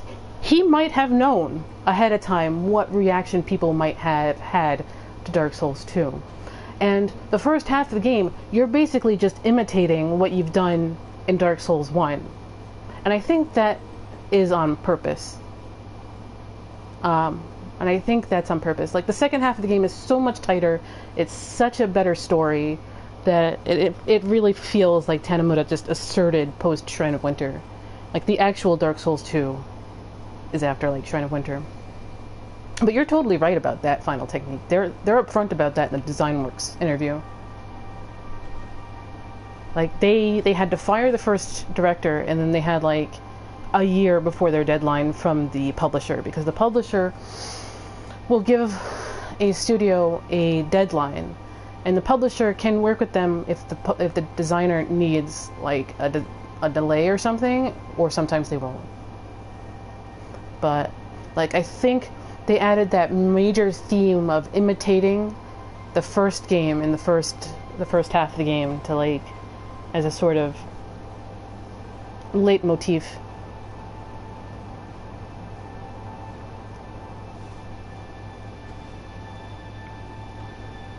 And I think the fandom is split on this because they only got through the first half of the game. They're like, they threw it away. They're like, they formed an opinion. And that's fair. The first half of the game is weak. It's not my favorite half of the game. But I think the second half of the game is where the actual game is. For better or worse.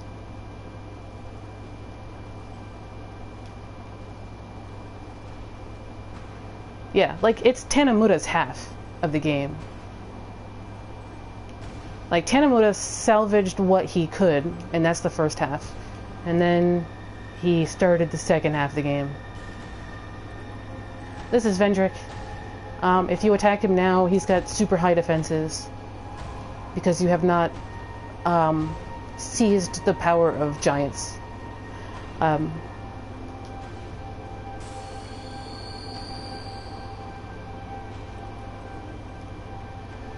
And we got the symbol of the king.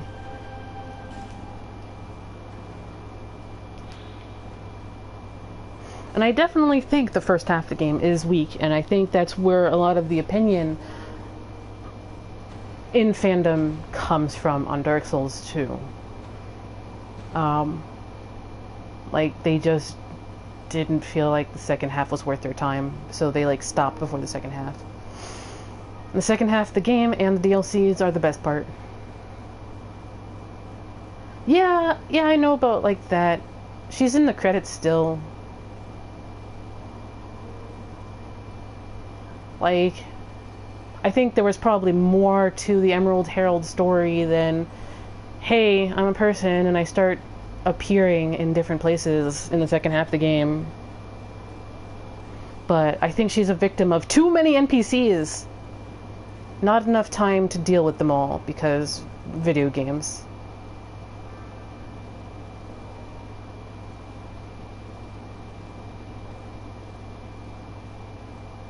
Hey Roswell, thanks for the message.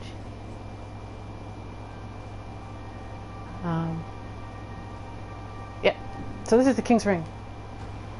We'll be wearing that for most of the rest of the game, I guess.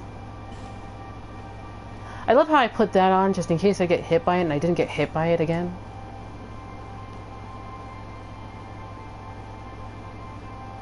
Yeah, she would have given you the Aged Feather after some mini quest or something like that. Didn't happen. And again, sequelitis. They decided to put all of these NPCs in, and then they didn't have time to, like, flesh them out and make them anything more than, like, a concept.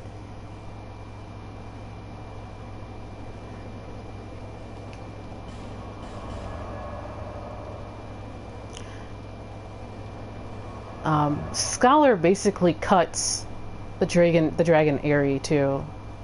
In vanilla, you have to go through the Dragon Eyrie and then knock down the ladder, and then you go across. But in Scholar, the ladder's already down. You can basically just skip it.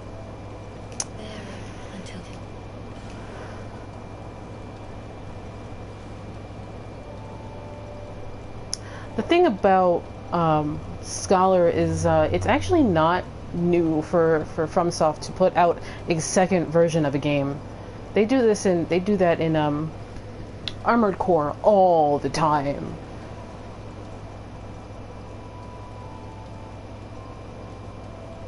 Like, Armored Core has 5 mainline games, and then they have like 3 revisions each or something like that, something nuts like that.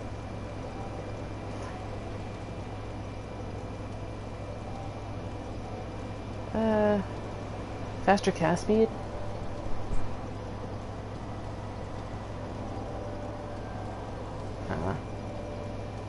Endurance is always useful.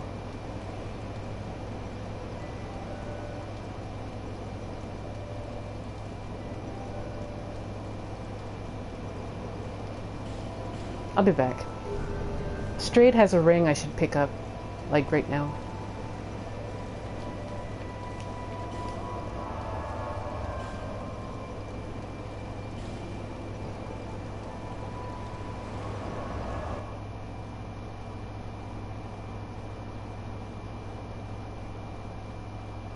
Yeah, I've been sitting on the Staff of Wisdom for like most of the game.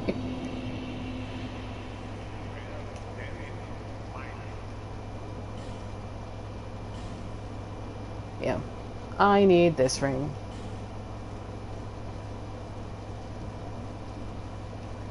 See ya.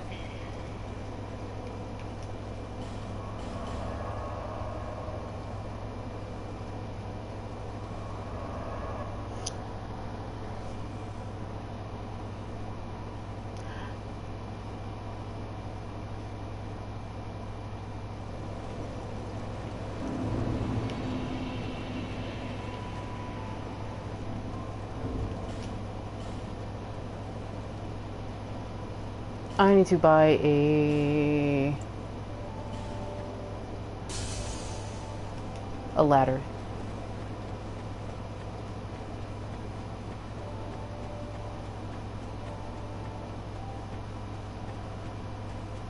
Wait, the name's Killin. All right, I am. You want to go down? Fine. You need a virtue.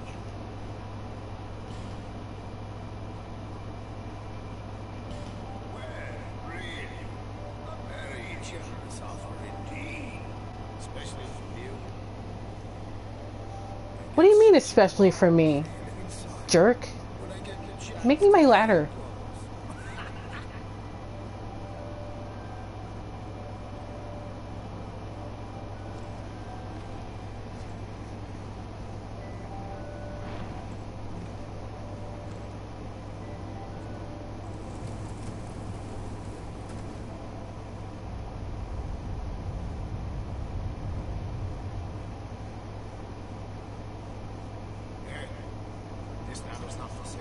Yeah, whatever.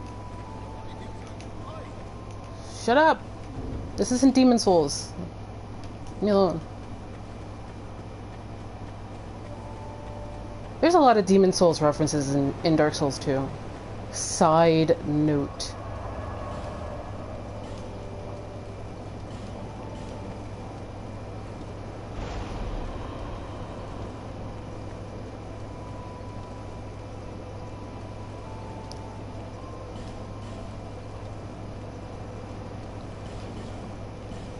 Alright.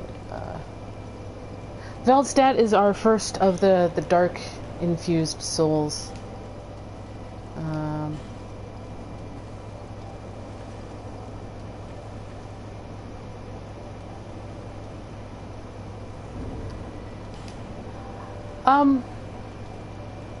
I have a few.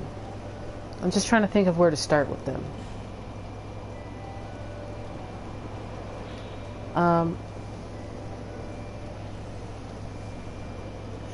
Considering how, consider just how much Dark Souls 2, especially, considers itself an imitation of everything else.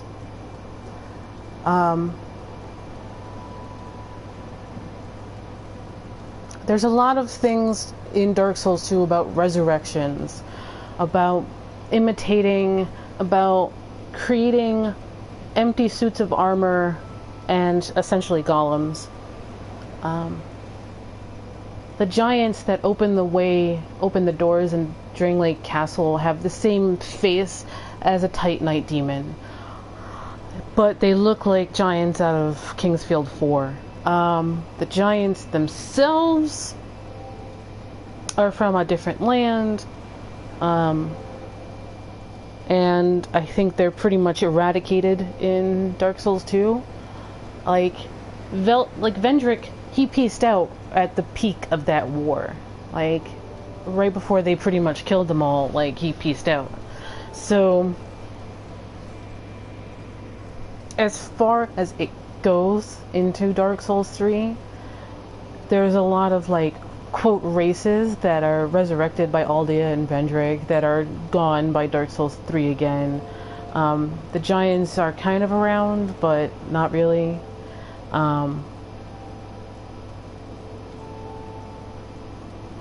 Yeah, like, again, the giants, I think, is kind of a reference to Kingsfield 4 because they're in Kingsfield 4.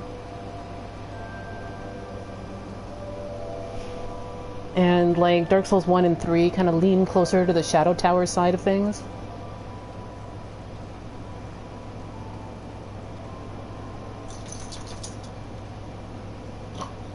Yeah, it's just the petrified water giant next to Firelink. Loki, what are you doing? My dog's shaking his ears. Yeah, like, he's not a DS2 giant so much. He could be an imitation of a giant, because Dark Souls 2 runs on, like, imitating things all the time and stuff like that.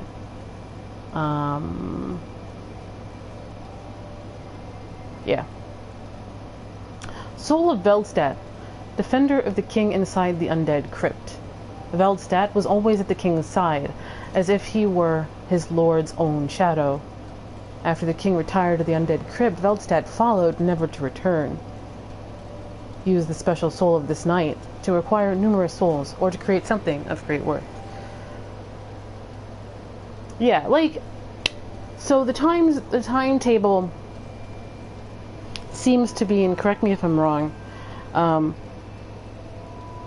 Vendrick and Aldia were lords in Drangleic. Welliger tells us that the queen, the Chandra, came from a different land and then instigated a war against the giants. It's my opinion they basically destroyed themselves. My dog wants attention, so I'm going to talk while I'm petting him. So, Nashandra runs away from the giants, marries Vendrick, instigates a war with the giants to take their power and stuff like that. Vendrick pieces out just at the peak of that war and goes and hides himself.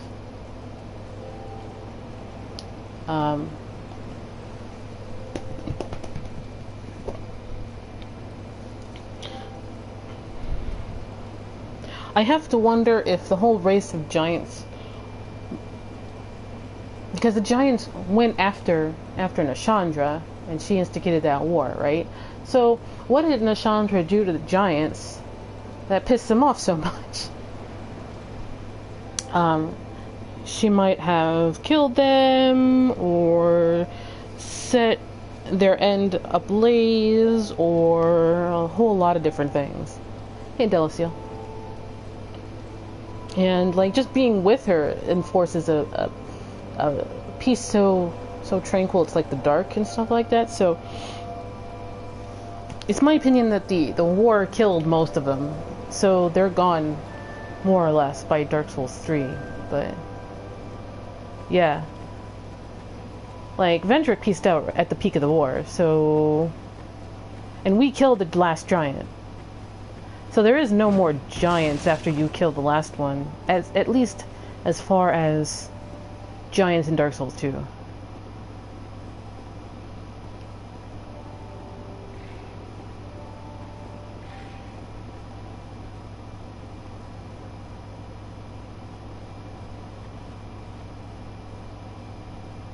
Yeah, and the Chandra owed them a whole bunch of money and things happened.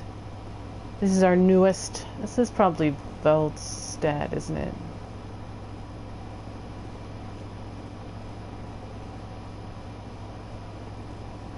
Like, this is the Rotten. That's the Lost Sinner. This is the Last Giant.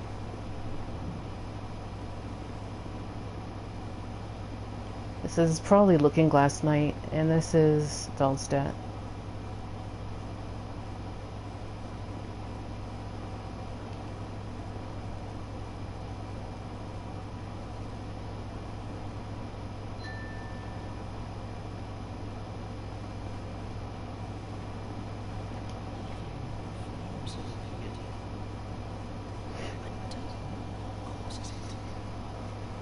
Yeah, there's a lot of loose threads in DS2, but like, while they're not like out and out referenced in Dark Souls 3, I think there's a lot of themes and threads like that we've been talking about that really inform Dark Souls 3, even though like specific things like giants are gone and stuff like that. Because remember, Resurrection, Aldia had that power of resurrection because he had Navlan, who everybody thought was dead, but no, he was still alive.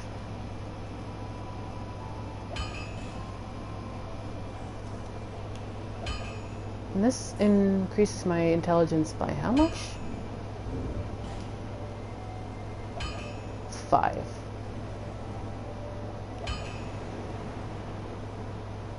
Yeah, like it doesn't out and out state this is from Dark Souls 2, but it informs Dark Souls 3 like a lot.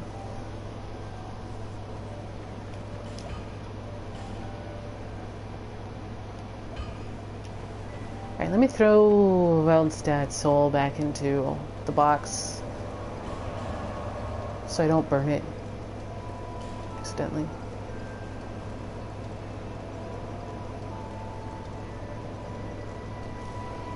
I think that might be on purpose, Final Technique. Like, remember that they're like...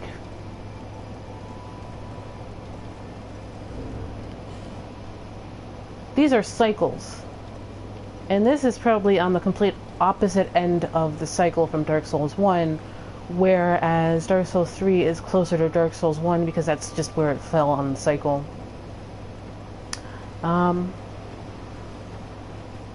Because time is a flat circle, you see.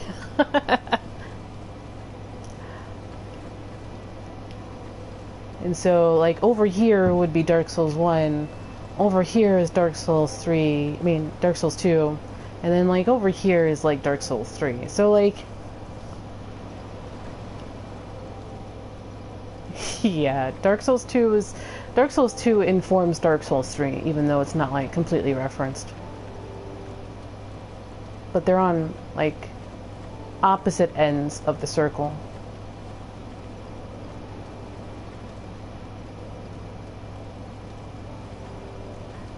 Okay, so I need to fix my rings. So I'm gonna have to keep that. And this will just have to swap out for Ring of Steel Protection. Like, remember, I think they're making this meta commentary about how, hey, the only game that has a canon is Bloodborne. Bloodborne. Oh yeah. Get that going. Need one more twinkling.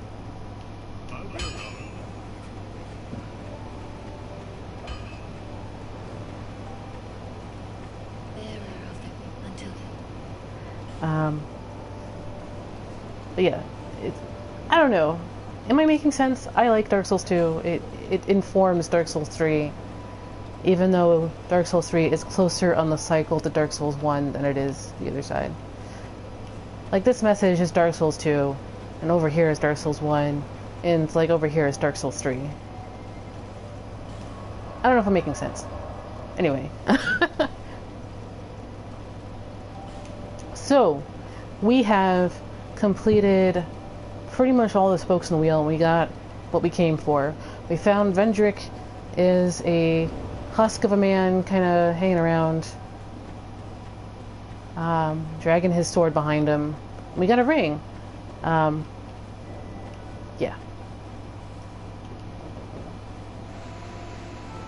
So time to go find the rest of the keys for the DLCs. And start DLCs.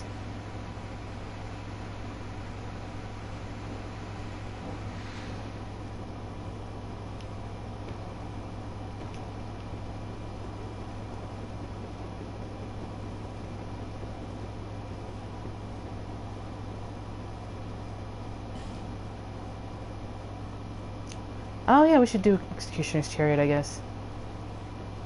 What the hell do I need for this? I forgot. I do have the ring on, right? Uh-huh.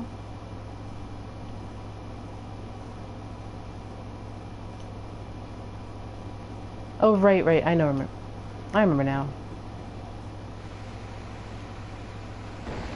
Yeah. Forgotten King from the Giants in the Black Gulch. I need to do Executioner's Chariot.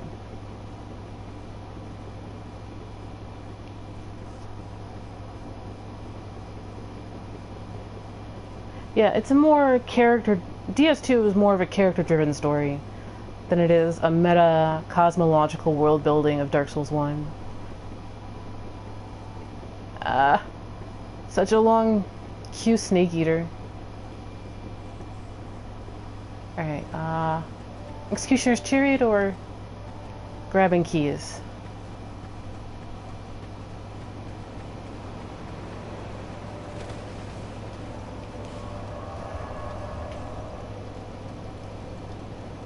Snake Eater. Alright, keys first. So let's go to Black Gulch and go kill some giants.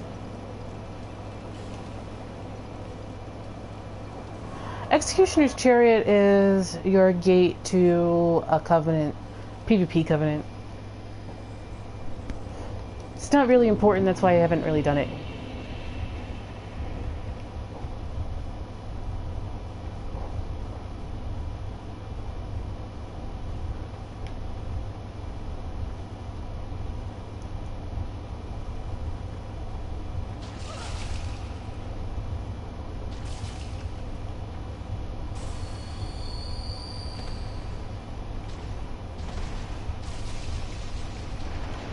Really, Forlorn? I don't have time for this crap.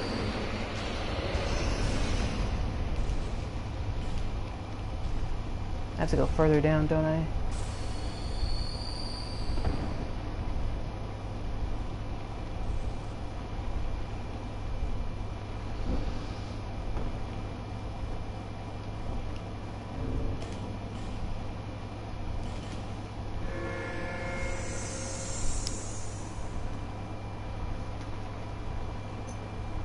Oh my gosh, that's a funny meme.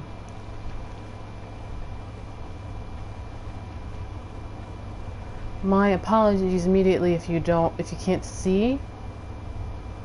I'm on a very good plasma screen, so I can see him from here. Just gonna walk over here.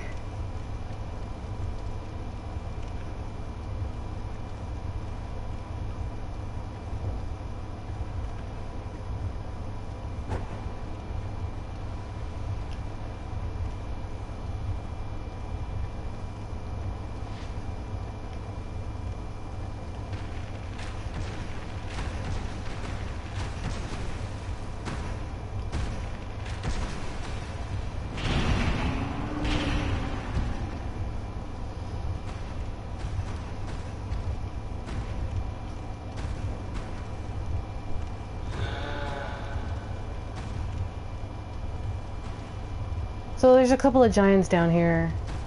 I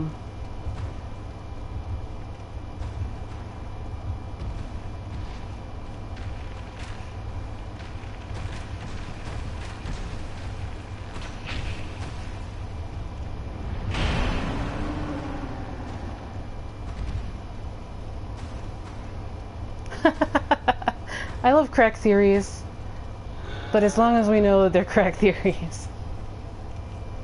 Because you gotta have fun with it sometimes. Solar is also Velka.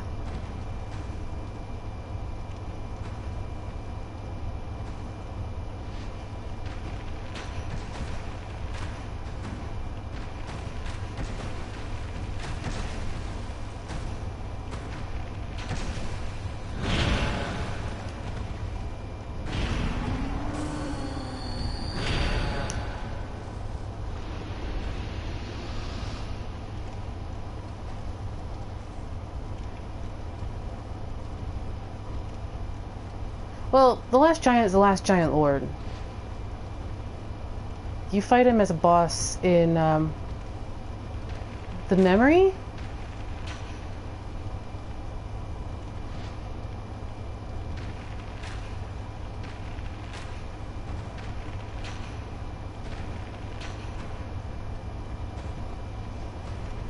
And then he has a grudge against you because you stole his money.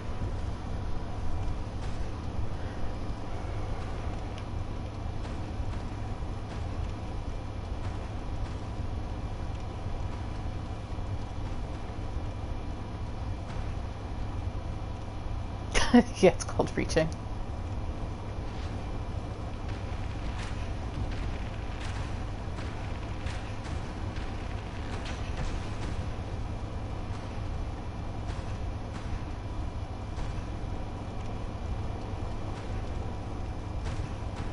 Once again, poison arrows are stupid in this game.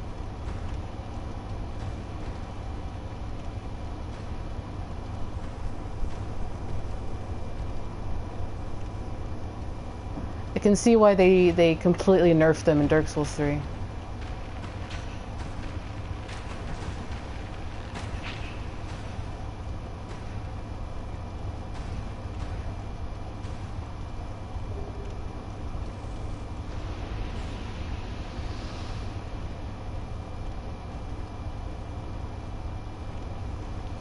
Oh yeah, yeah.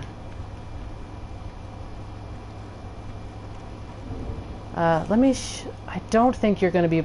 You're able to see anything of what I'm seeing. So, here's a torch. Let's explore. So this is the rave caviest of rave caves.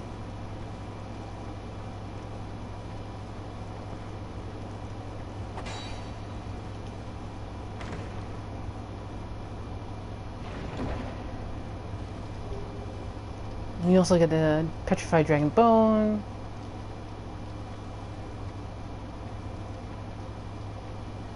Bioluminescence on the walls.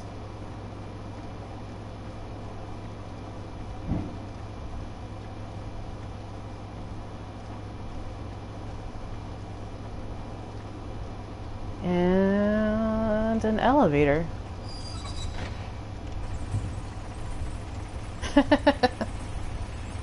I'm pretty sure the Rotten's kids are the smackaroos, the poison spitters. Because he's lonely, and that's a thing. That's probably dragon bones, or worm bones. Could be Sin's bones, actually. You know, considering.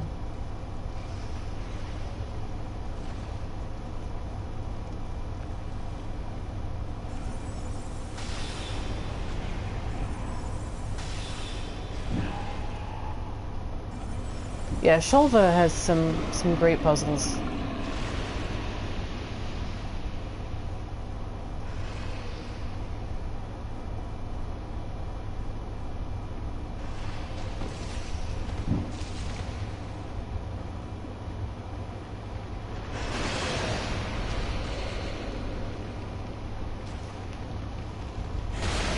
No! Dang it.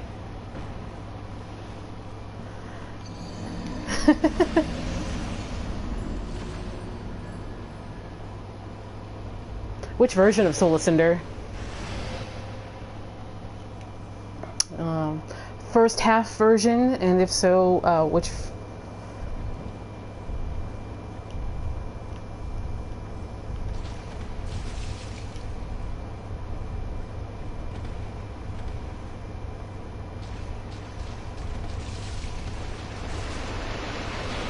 Ah, dang it. I'm dead. Rip.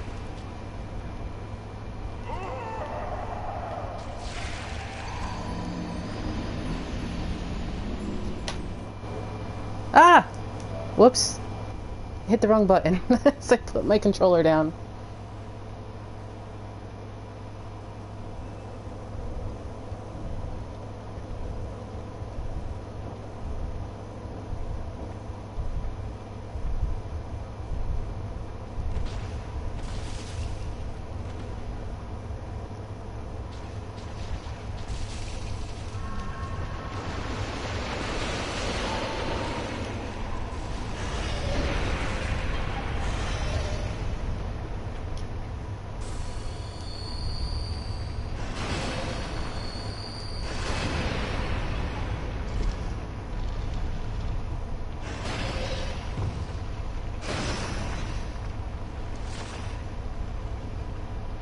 So, Darth Grandhal, what's up?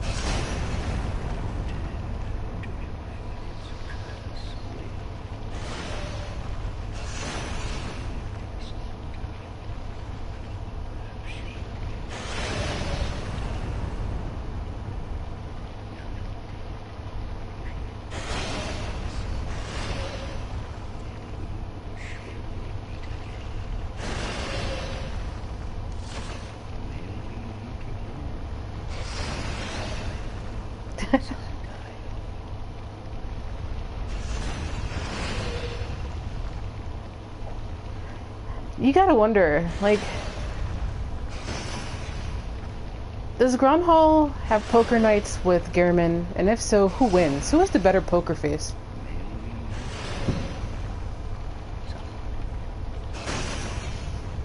So I wanted to pop over to him to get that dialogue, and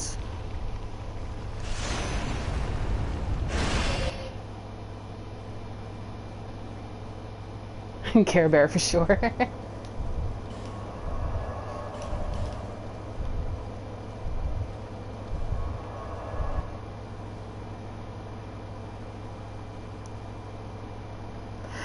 This part of the game requires a lot of teleportation.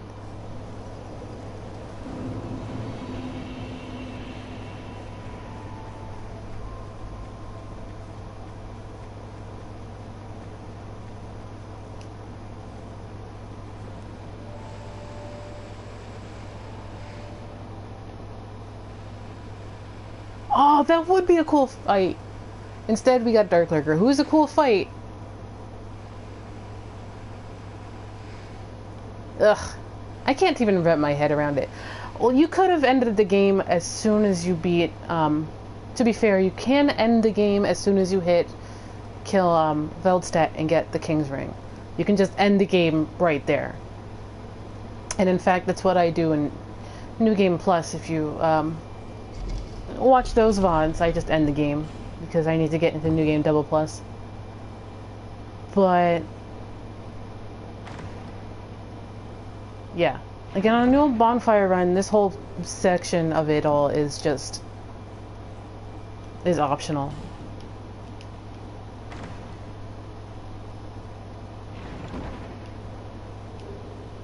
That's Great Lightning Spear, Witchtree Branch, and Bellvine, which we'll read in just a second. And Soul Vortex again, pick that up, Dragon Talon, that's the key. So I know there was some talk about the Witchtree Branch and the Bellvines in Dark Souls 3, so let's take a look at that.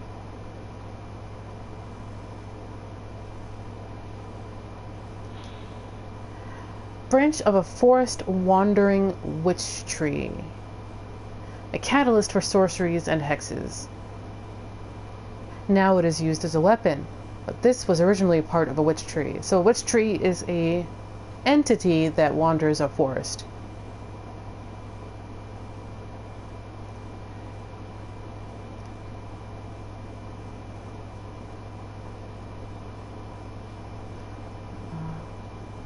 Yeah, like it's my opinion that the birch women in Ashes of Ariandel are meant to be witch trees, but they're not going to out and out say it. Yeah, if Hunter M was here, he'd say that the trees were rocks, therefore dragons. Here's the Bellvine. This becomes the Saint something Bellvine in Dark Souls 3, I want to say. Witchtree Bellvine that sprouts amongst old growth. A catalyst for miracles and hexes. Clerics who were ostracized devised this as an alternative catalyst for casting miracles. Most clerics who are stripped of their status are good-for-nothings, but among them are powerful spellcasters who represented real threats to the establishment. Although not a proper catalyst, the Bellvine is quite powerful.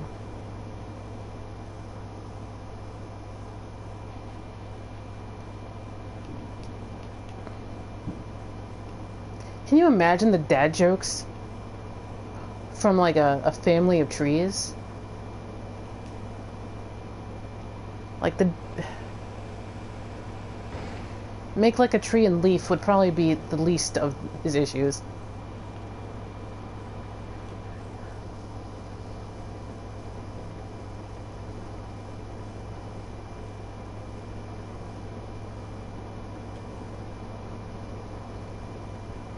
Snake eater.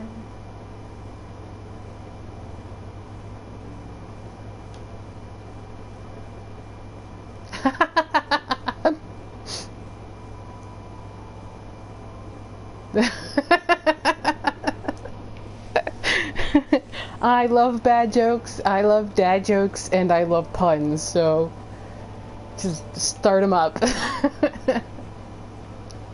Alright, I have one more key to go grab. So that would be over here.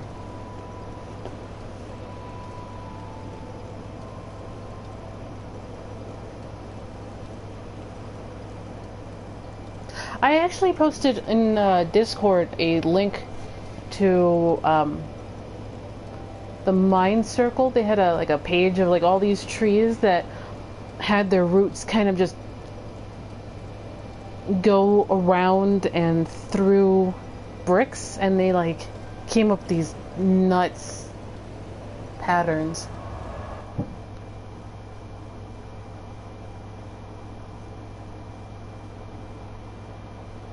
So on and so on and so on.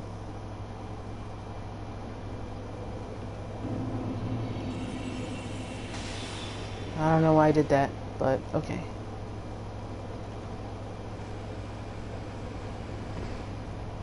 So now that we have the King's Ring, we can go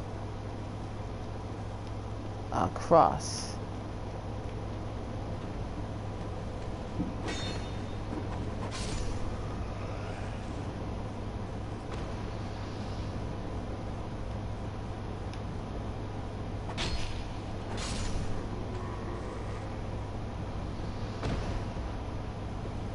Really big trees.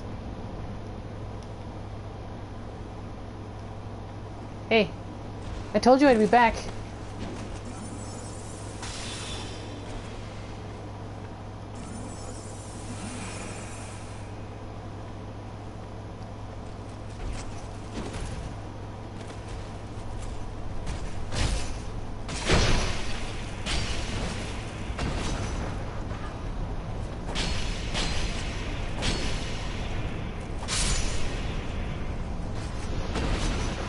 Of Amana.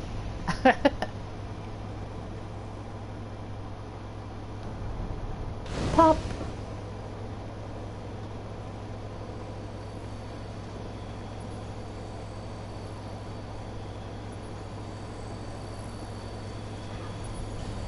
Because we don't have the Ashen Heart. But the fireflies are really important in Dark Souls 2, although, like, they're called bright bugs. I just call them fireflies because fireflies have are symbolic, at least in Japan.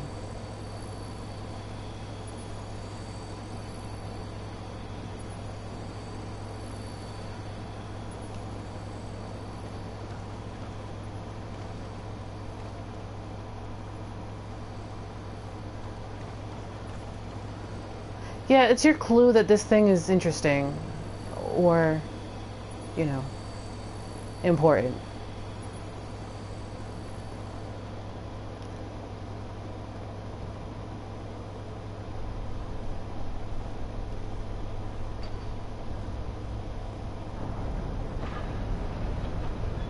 Man, I wish they made faster doors.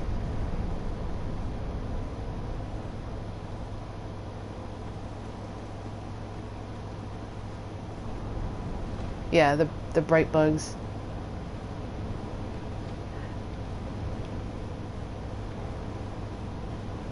I forget the way getting down there.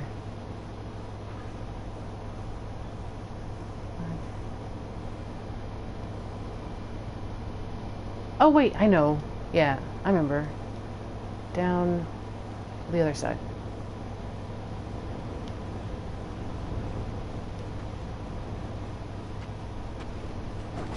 Yeah, like, I think they're just... Like, there's a reason why I don't think they've returned to this particular graphic engine.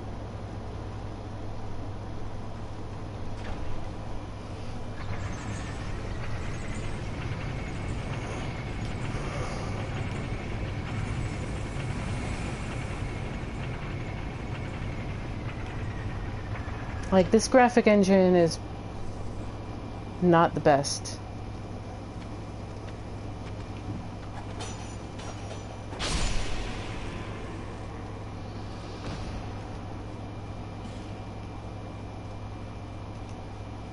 Wait.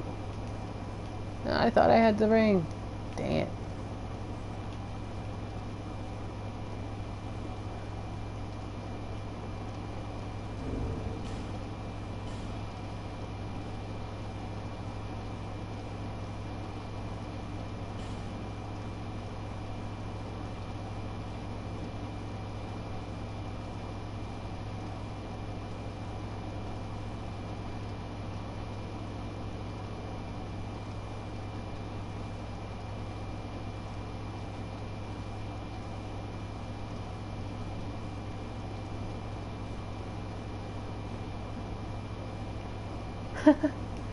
Yeah, I wanted to get some time stamping done so that YouTube, people who can't catch the stream and watch on YouTube, aren't too far behind.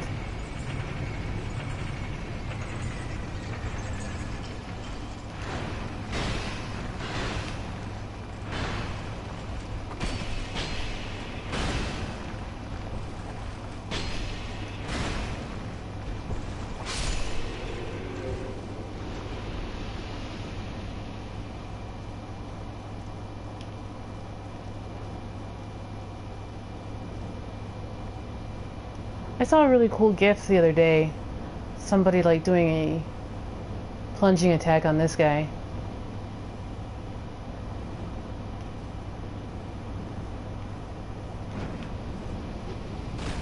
Nope, I missed.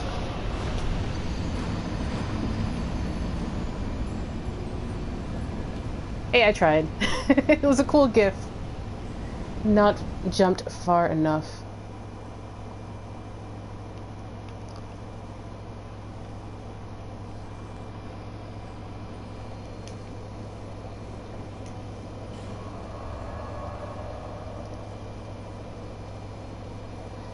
I wonder if I have access to the butterfly skirt. Let me see.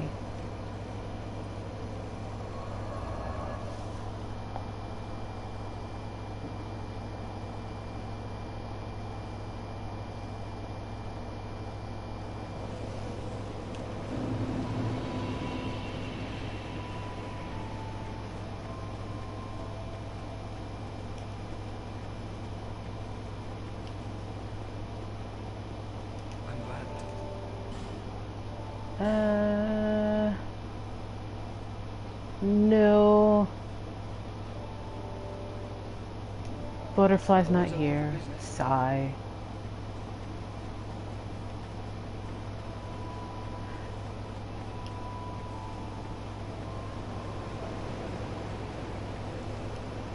What's the key I'm missing to get in?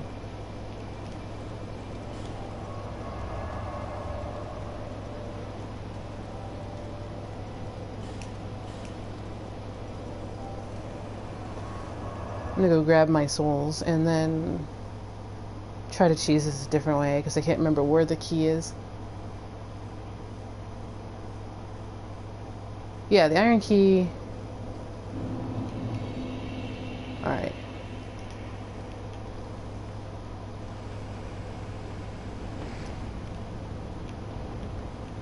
I can grab my souls then.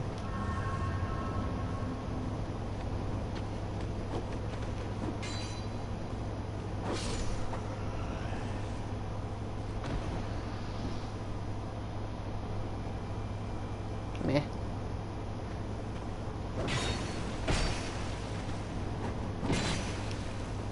Would you? Quiet down. Iron key from Iron Keep. Silly, stupidly convoluted, but is there a way of trying to make this whole area, starting with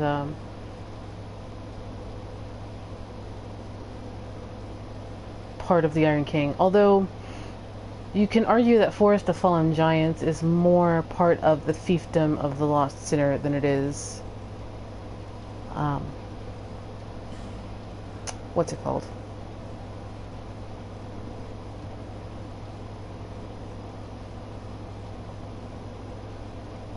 Maybe?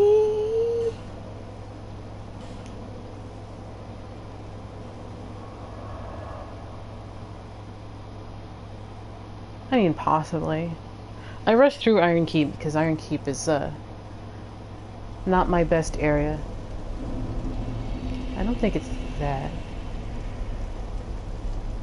Yeah. That should be done already.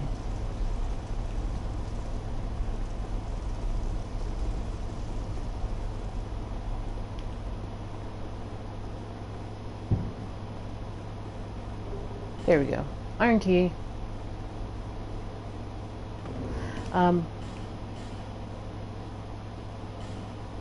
Things I've done. Turn the flames off, forgot to get the iron key. Opens the door to the iron... The old Iron King's castle sunk into a lake of fire, weighed down by the castle's iron and the burden of the king's conceit.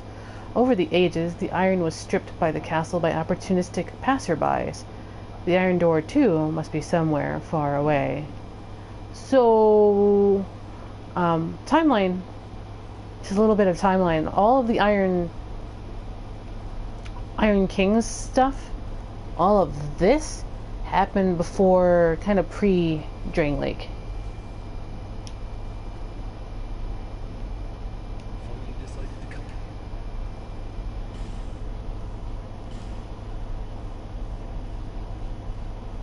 And yeah, you're definitely right.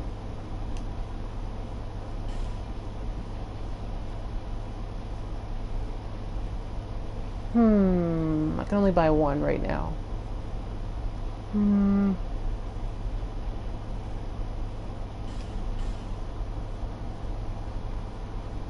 Yeah, somebody stole the door. And they used it to build bits of the Forest of Fallen Giants.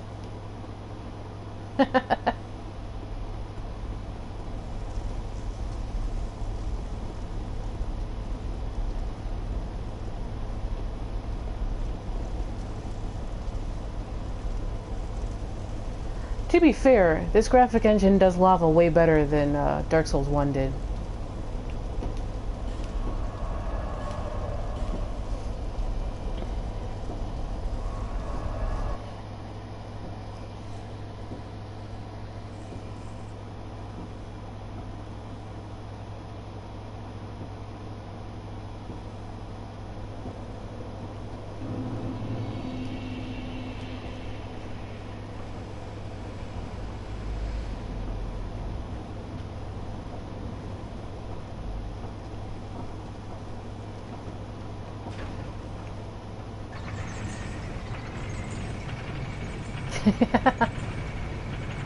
I tell you, man, I was worried about...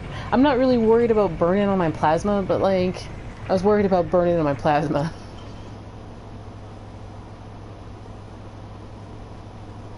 Yes, well...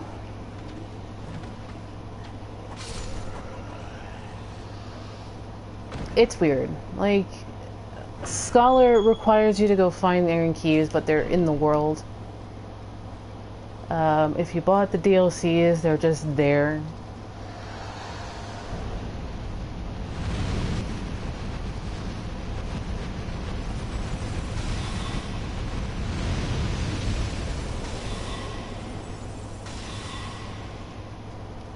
I'm not sure if that's a difference between the PS3 and the PS4 versions, though.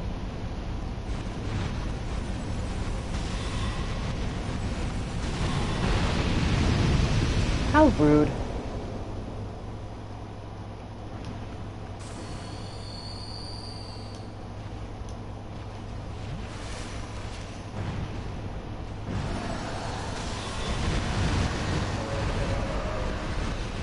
I kind of think these salamanders, and though you're completely right in that they're weird, I think they're another callback to Demon Souls. Because,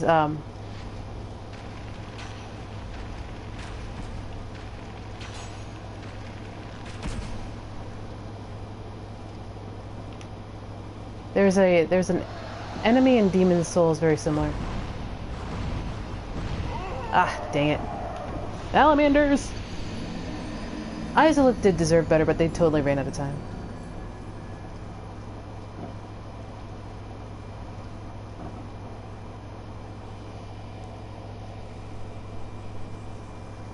Like, that's totally them running out of time in the main game. Me. Salamanders, you're so annoying.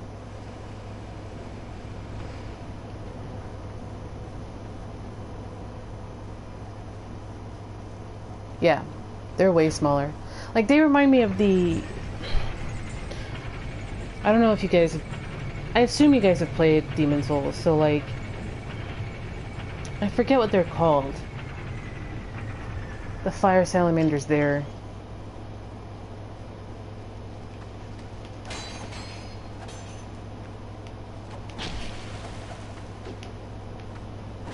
Get out of here.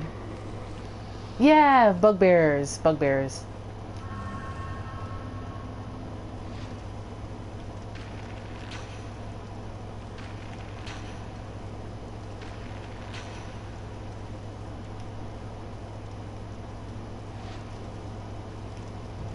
These definitely remind me of bugbears.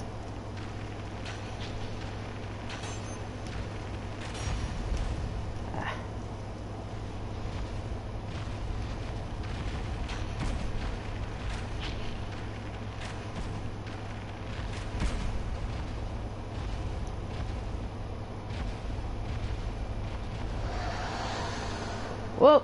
Nope. Nope. Nope. Nope.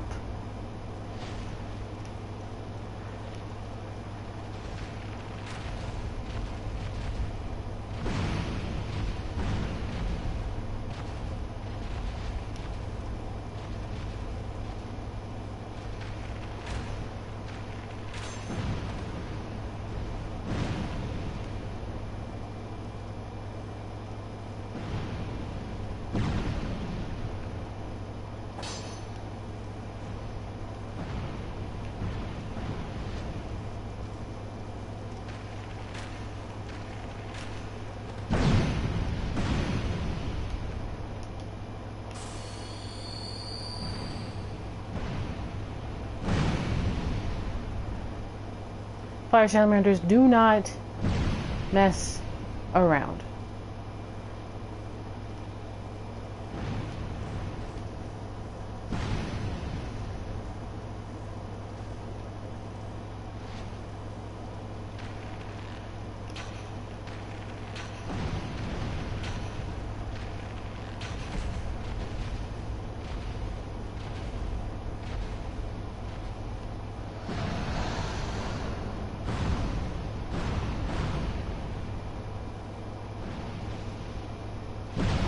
Okay, 800.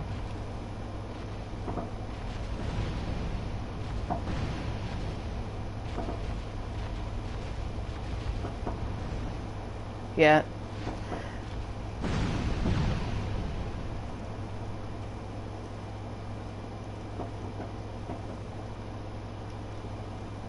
Peekaboo edition. Ow! That hurts. Fire bad.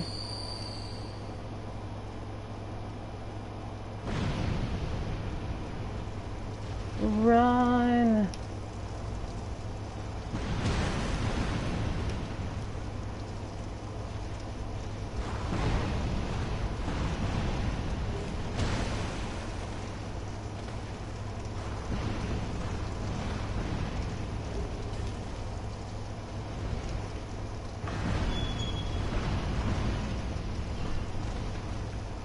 The heck did I pick up?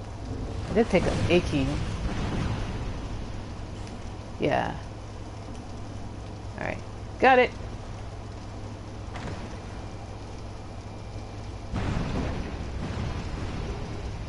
Fire longsword. Also kind of a reference to Demon Souls. Because in Demon Souls you would have gotten the fire sword in the caverns. Fire bad! Dark good! Alright, keys got. Let's go.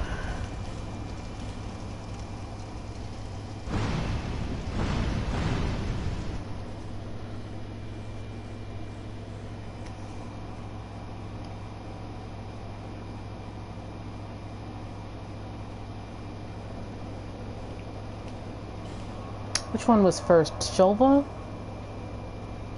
Sunken King was first? I might as well do it by order of release. So, Sunken King I think was first out.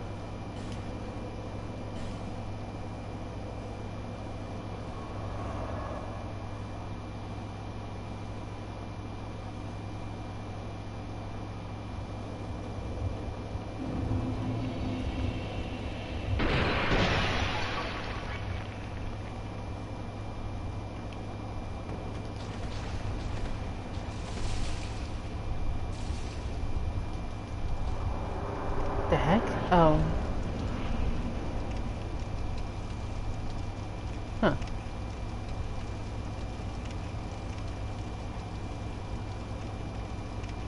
The invasion message, which is late. Alright, there's the hole.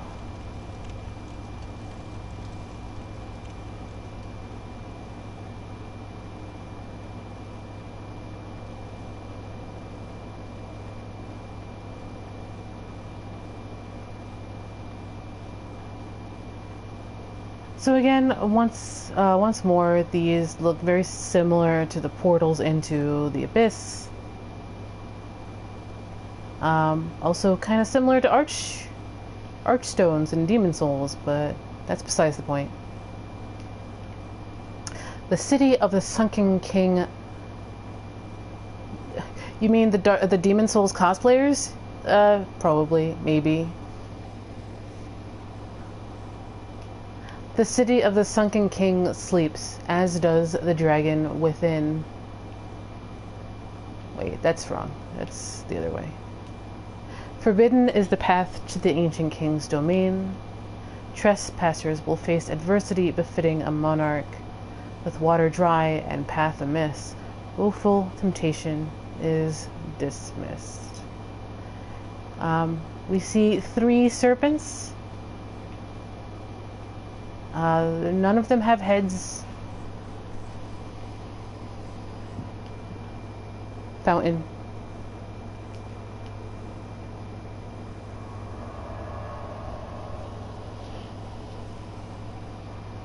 The Shulva gang squad I call the Demon Souls cosplayers because they have the same kind of movesets as the 3 black phantoms in the final area of Boletaria.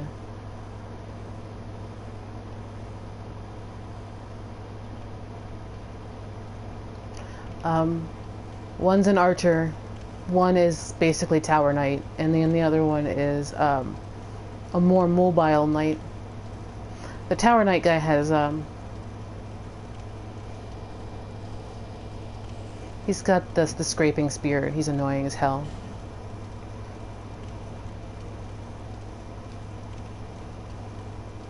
So if you, the thing here, what all of this is about is if you do not have the DLC, you can come right here and you can get yourself summoned and play like the DLC without actually buying it as a summon.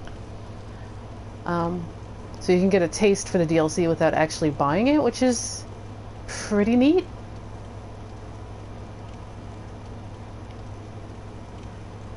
They didn't do it before or since, but yeah. If you weren't sold in the DLC, you could have, like, plunked your sign down right in here and get summoned in. But that was, like, vanilla game.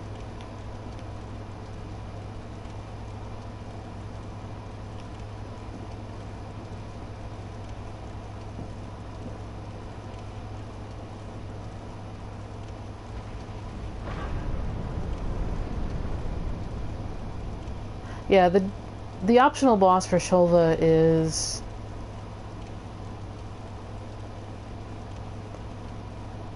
just a Demon Souls callback, really. So here's one of those dynamic loading hallways. It's windy, and it's just long enough that once you finish running through here, everything will be loaded. It's a really nice hallway.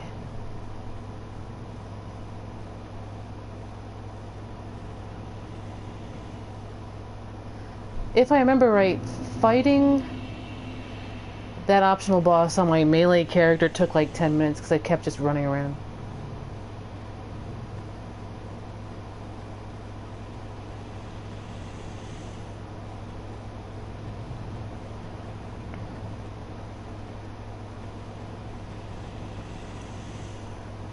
This is Sin. We'll be fighting him soon, but if you, it's not my favorite fight, because it's just,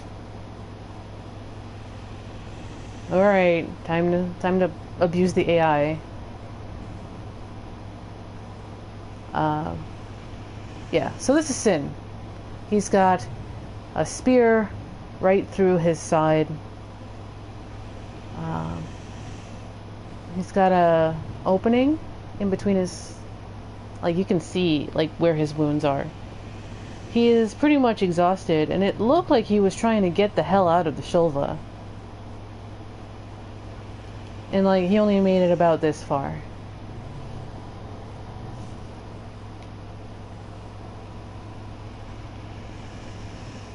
But he is the dragon that is the progenitor of Lindelt. Yeah. Resident sleeper right there.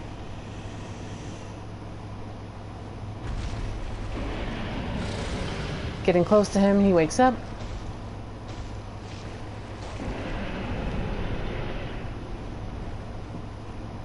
He pieces right the hell out.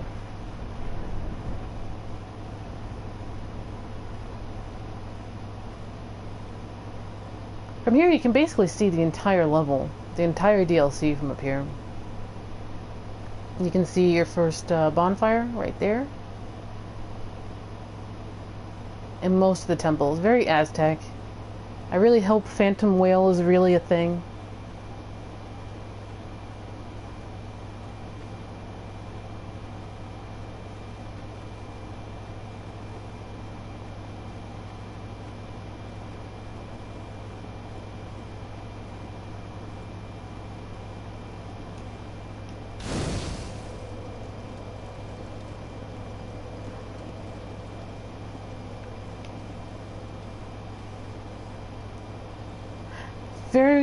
What is it with dragons living in caves in Dark Souls? You've got Sin, who lives down here. You've got Midir, who falls into a cave. I love this DLC. This might be my favorite of the 3 DLCs. I just love the aesthetic.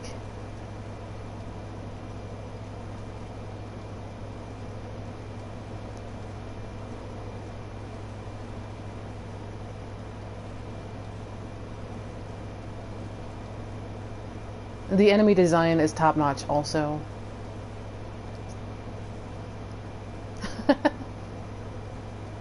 You can see pretty much most of the DLC from here. There's another bonfire. I don't know if you guys can see it, but it's like this little glowing dot. That's a bonfire.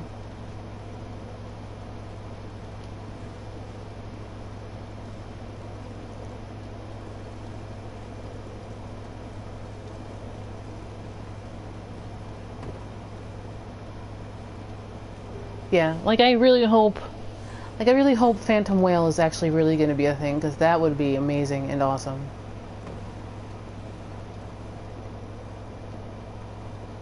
This is going to be your main shortcut later on.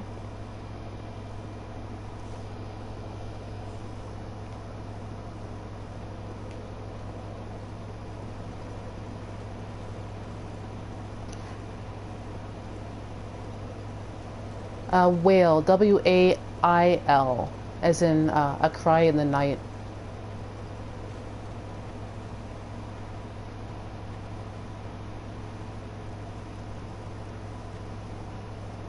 Alright, so we're getting to that point. I think we're going to be doing the DLC starting tomorrow.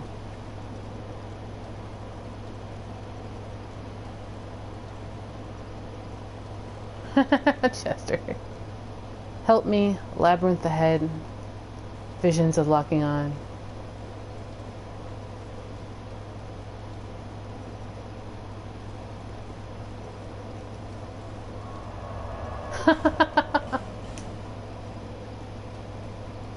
Yeah, I really hope Phantom Whale is going to be a thing. Yeah, it's been 3 hours.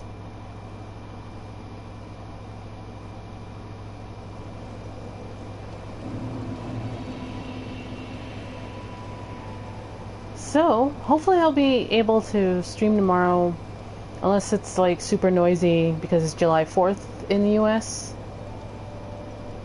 I don't know how noisy it's going to be tomorrow. But hopefully we'll play a little bit tomorrow. We're into the final third of the game, pretty much. Like, the final kind of optional third of the game.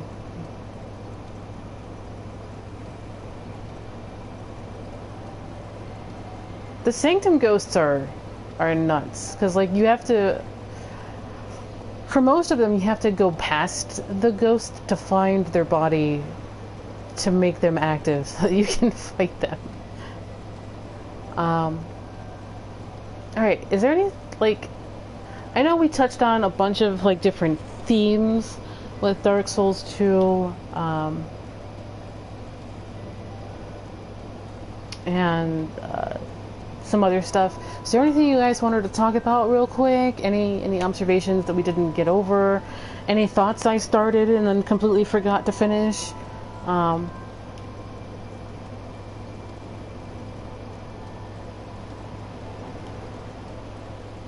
We can talk about them now.